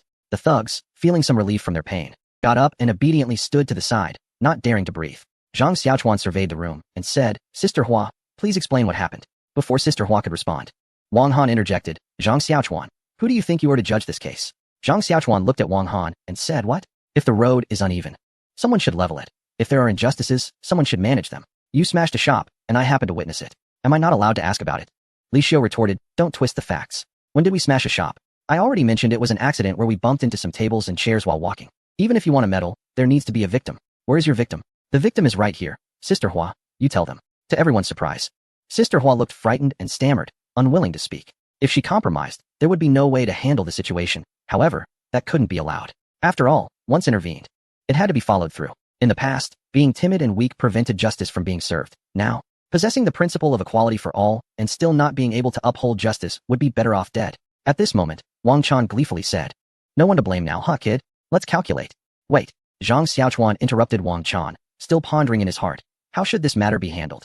If there is no one to blame, then fine, I'll create one. Someone. I'm the one to blame. Li Xiudao replied, what makes you the one to blame? Why can't I be the one to blame? The woman in question is my sister-in-law, so we are family. This shop is like my family's shop. It got damaged, how can I not care? Li Xiu was still contemplating what the relationship with the sister-in-law was. Then Wang Chan burst out laughing. Ha, this is hilarious. He calls her his sister-in-law. Li Xiu frowned. Do you know what sister-in-law means? I don't. Then shut up. Wang Chan mumbled. Fine, I'll shut up. But sister-in-law is still funny. Zhang Xiaochuan was exasperated. I'm talking about my sister-in-law. Li Xiu asked, what relationship does that entail? Hua Mange also stretched her neck, wanting to know what kind of relationship she had with Zhang Xiaochuan. She is my wife's sister. Zhang Xiaochuan said, noticing their confused expressions, and then realized he hadn't used the term wife yet. So he corrected himself. She is my lady's sister. That counts as family, right? Li Xiu was about to nod when Wang Chan burst into laughter again. Ha! Zhang Xiaochuan is such a fool. He calls his wife's sister his sister-in-law. This is too funny. Shut up. Li Xiu stopped Wang Chan, then turned to Zhang Xiaochuan and said, I heard you're not married yet. Where does this sister-in-law come from? Do you think we are easy to fool? Zhang Xiaochuan pouted, I'm not married yet, but we already have a marital relationship. It's just a matter of order. Wang Chan chimed in, he has a point. Li Xiu was nearly driven mad by this teammate's comments. You shut up. Then he turned to Zhang Xiaochuan, don't mess around. As far as I know, the sister of the woman in question is also a sister. And she cannot be your wife. Moreover, marrying requires official documents from the court. Do you have them? No. But can I take a concubine? Fine. We have a blame now, tell me why. Li Xiu felt like he was about to spit blood. This was clearly just a visit to a pleasure house where he slept with a singer, but it was turned into an unrecognized concubine. He knew that making a ruckus wasn't Zhang Xiaochuan's strong suit. After all, even his father, the current prime minister, had never won an argument against Zhang Xiaochuan in court. So he looked towards Prince Xiu, and Zhang Xiaochuan realized this was related to him. But Li Xiu was glancing back and forth between him and Prince Xiu. Zhang Xiaochuan asked in confusion, what? Does this matter really concern me? Suddenly, Li Xiao became assertive again. It's because of you. You stole Yunu. You took away my unrecognized bride, so I brought them to find trouble with you. If you have the ability, come at me. If you dare to touch me, my mother will surely have you tortured to death. Zhang Xiaochuan looked at him, realizing that even his threats were weak. He also remembered that this guy was historically the husband of Yang Yuhuan. So he teased, I say, ex-brother-in-law. If you want to find trouble, just come at me directly. Why cause a scene in someone else's pleasure house? Prince Xiu stammered, and Zhang Xiaochuan shouted, speak. You hide in the royal city every day, leaving no chance for me to find trouble with you. I guess I can only seek some interest from that place related to you. After saying this in one breath, Prince Li Xiao straightened his back, looking quite proud. His expression and actions clearly indicated, I'm going to make trouble for your friend, and I'm this arrogant, knowing you wouldn't dare do anything to me. Zhang Xiaochuan replied, I really don't know what you have to be proud of. You say I hide in the royal city every day, but I'm handling official business, contributing to the empire. Most importantly, just a few days ago, I saved your mother's life. And this is how you treat your benefactor? Do you even consider yourself a decent person? Li Xiao had heard that his mother was saved by Zhang Xiaochuan, but he didn't believe it. However, with Zhang Xiaochuan stating it now, he couldn't refute it. But if he didn't say something, it would seem like he was losing momentum. So he pointed at Zhang Xiaochuan and said, you dare to insult me? You have quite the audacity. Zhang Xiaochuan retorted, I think you're the real dog here. The decree regarding Yang Yuhuan has already been issued, stating she died of illness. You actually claim I stole her? This is nonsense. Aren't you afraid of bringing shame to the royal family? Tell me, who told you this? Zhang Xiaochuan's last sentence suddenly rose in pitch, startling Li Xiao, who instinctively looked at Li Xiu. Zhang Xiaochuan chuckled, looks like I know who instigated you. In truth, Zhang Xiaochuan was not entirely sure, but he was bluffing. If Li Xiao remained calm and didn't show any reaction, Zhang Xiaochuan wouldn't be able to judge. However, Li Xiao unnecessarily added, I was just casually looking. It wasn't Li Xiu who told me. Zhang Xiaochuan almost laughed out loud. There was nothing more foolish than that. He cheerfully responded, I believe you. Li Xiu was also frustrated. It was strange that he believed Li Xiao. This prince was truly incompetent. Instead of finding trouble with Zhang Xiaochuan, he exposed the instigator behind him. There was no point in staying any longer, so he said, Prince, let's go. Hearing this, Li Xiao hurriedly stood up, thinking to himself, I wanted to leave a long time ago. I no longer want to provoke this villain. I'll go back and let my mother make decisions for me. But unexpectedly, Zhang Xiaochuan jumped out again. Didn't I just say it? We can't leave until this matter is resolved. Li Xiu scoffed. Resolved? How do you plan to resolve this? If you don't let us go? Do you dare to stop us if we force our way out? Zhang Xiaochuan replied, dare not. If you dare not, then, but before Li Xiu could finish, Zhang Xiaochuan interrupted him and deliberately paused, waiting for Li Xiu's response. It was truly a psychological game, but Li Xiu knew that Zhang Xiaochuan was quite cunning. If things weren't clarified, he would likely cause even more trouble. Li Xiu then asked, but what? Zhang Xiaochuan said, but I can strike the warning drum twice. Li Xiu was convinced. He recalled the last time this guy struck the drum, causing a stir that reached even the emperor and the chancellor, leaving his father fuming at home with no way to address it. If he were to accuse the prince and the chancellor's son again this time, he couldn't imagine how it would spread among the people. He had no choice but to concede. What do you want then? Zhang Xiaochuan replied, it's simple. If something is broken, you'll pay for it. Then state a number. Zhang Xiaochuan counted on his fingers and said, these things that were smashed are all fine furniture, each worth 100 coins. Don't go too far. Upon hearing that a piece of broken furniture costs 100 coins, Wang Han couldn't help but protest. Zhang Xiaochuan looked at the only one with a clear mind, Li Xiu, with a playful expression. So, are you going to compensate? Compensate. Li Xiu spat out the word through clenched teeth, glaring at Wang Han. Don't say anything. Zhang Xiaochuan continued calculating, and the damaged curtains, floors, and plants. Overall, I'll give you a favorable package price of 5,000 coins. Wang Han's second half of the sentence was silenced by Li Xiu's glare. Just when they thought it was over, Zhang Xiaochuan added, also, with the business being unable to operate for at least 10 days to half a month, isn't it reasonable to ask for some compensation for the lost work? And with all the commotion you caused, you scared the ladies in our building. Isn't it fair to ask for some emotional distress compensation? And our building's cats and dogs. Enough. Li Xiu, extremely furious, couldn't hold back anymore. After shouting, he regained his composure and said, "Stop talking nonsense and give me a total amount." "Sure, a friendly total of 10,000 coins." Li Xiu protested again. "Don't go too far, 10,000 coins is too much." Zhang Xiaochuan appeared very humble. "Oh really? Then let me recalculate from the beginning. This time I'll be more detailed." Li Xiu was genuinely frustrated. "Fine, I'll accept 10,000 coins. Just send the money over later and we'll leave." "Wait, what else do you want? You can't leave until you pay." Li Xiu hesitated for a moment, then made up his mind and pulled out a stack of vouchers from his sleeve, tossing them into Zhang Xiaochuan's arms. "This is 10,000 coins, now step aside." After Li Xiu and Shou Wang, Li Zhao left in a dejected manner.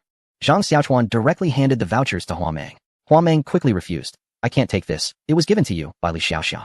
Zhang Xiaochuan interrupted her. Huameng insisted on not taking it and expressed her concerns. "Young lord, if you give this to me, it will harm me." Before she could finish, Zhang Xiaochuan interrupted. "Superficial. I asked him for this. Of course I won't return it to him, but I can give it to you." After saying that, Zhang Xiaochuan tossed the money aside and left. Watching his back, Huameng said, "I understand." The nearby turtle elder asked, "What do you mean? I don't get it at all. Isn't keeping this money still a disaster?" Huameng didn't answer the turtle elder, but muttered to herself, "This young man is quite clever for his age." Then she tossed the money to the turtle elder. "Return this to Li Xiaoxiang." The turtle elder looked bewildered. "Huh? Why?" In the palace of Xingqing, Gao Lishir was reporting to the emperor about what happened at Fengfei Tower. Suddenly, Li Longji exclaimed in shock, "What? You say he pointed a gun at Zhao? This is outrageous." Continue. Gao Lishir continued to narrate, but after only a few sentences, Li Longji interrupted again. "What a kid. Actually teaching my son a lesson." Gao Lishir felt helpless, waiting for the emperor to finish his outburst before continuing. Thus, the report was given in a fragmented manner until the entire incident was finally recounted. Gao Lishir also breathed a sigh of relief, not expecting that Zhang Xiaochuan's actions would have so many points of contention. In the past, reporting a matter was never this troublesome. It seems that in the future, matters concerning Zhang Xiaochuan should be reported with more caution. Li Longji said, "This kid needs to be taught a lesson. Convey my imperial edict to reprimand him, and impose a fine of a substantial amount as a warning. Also, go to the 3 provinces and bring him the order to revoke the rewards." Yes, at Zhang Xiaochuan's residence, he held the revoked decree for a while before complaining. "Damn, His Majesty has revoked a county title reward." He quickly corrected himself. "Oh, thank you, Your Majesty, for revoking a county title reward." Chapter 239. The real culprit is found. Watching Gao Lishir's departing figure, Zhang Xiaochuan could only inwardly express his thoughts about Li Longji. This was too harsh. It was just a fight among children, and he was fined a substantial amount while also having the title he was about to receive revoked. What a huge loss. However, these were all external matters. They weren't what Zhang Xiaochuan pursued. If this happened again, he would definitely retaliate harder. He regretted not dealing with those young rascals more thoroughly yesterday. Zhang Xiaochuan turned and entered the residence, feeling as though he had forgotten something. He slapped his forehead and remembered, right. Wasn't I going to Fengfei Tower to relieve my frustrations? Why is my anger only growing? Going to Fengfei Tower again wouldn't he work? It felt like every time he visited a brothel with impure intentions, something went wrong. But waiting for the ladies to come was too late. It seemed he could only trouble 5th Mississippi. As soon as he entered the residence, he spotted the chubby Huang. Zhang Xiaochuan recalled Sun Ji's words, saying he had been consuming too much nourishing food, so he decided to ask Huang. "Huang, have my meals been overly nourishing lately?" Huang looked proud and said, "Finally. You asked me. It seems Master completely didn't notice the special ingredients I've been using these days." "Master, there are hidden ingredients." "Guess what they are?" Zhang Xiaochuan was surprised. "There really are? Could it be deer antler?" "Master is indeed master. Guessed it right, but not entirely. What I made for you is a 5-antler soup, which includes deer antler, tiger whip, and cow stop." Zhang Xiaochuan thought, "Good heavens, I finally found the culprit. No wonder my vitality is so strong. You gave me 5-antler soup besides the deer antler. By the way, isn't there a ban on killing cows?" Huang smiled mysteriously. "Master, you don't know this, do you? The ban on killing cows only applies to commoners. Those in high positions can't be deprived of their delicacies. So as long as you have money, it's not hard to obtain. The tiger whip, however, is purely a matter of luck." Zhang Xiaochuan retorted sarcastically. "That is quite a challenge for you. Why are you making me 5-antler soup when you have nothing better to do? Do I look like I need nourishment?" Huang, completely oblivious to the sarcasm, cheerfully replied, "To avoid putting master in a difficult position, and besides, all men need to supplement their health. With so many mistresses. This disciple understands. Understand my foot. Is that the reason? In fact, it's mainly because it was my first time making deer antler soup. Master, just have a sip and you won't want anymore. I remember you love soup, so I guessed it must be that I didn't prepare it well. Which is why I secretly used deer antler to stew the soup." Zhang Xiaochuan was truly exasperated. This chubby Huang was indeed making a mess of things. Not to mention, he was in his prime. Even someone older couldn't handle such excessive nourishment. However, it's not entirely fair to blame the chubby one. Given his way of thinking, it's best not to dwell on it too much. He won't be making any nourishing soup for the rest of his life.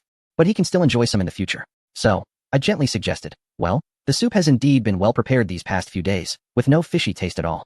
However, your masters haven't been around lately, so perhaps it's best to hold off on making this kind of soup for now. The chubby one looked a bit confused and asked, Master, what do you mean? Even if the masters are not here, didn't they send 10 maidservants over? Upon hearing this, I realized why there were 10 princesses, each sending a maid with them. I had thought they were here to keep an eye on me, but it turns out to be something else. This is too much. The oppressive feudal society is already starting to corrupt me, I declared with righteous indignation. I am loyal to your masters, so please don't bring up those maidservants again. Then what about you going to the Phoenix Flying Tower today? Get out. At the residence of a certain official, the young man had already explained the situation at the Phoenix Flying Tower to his father and was now seeking revenge. Father, that Jean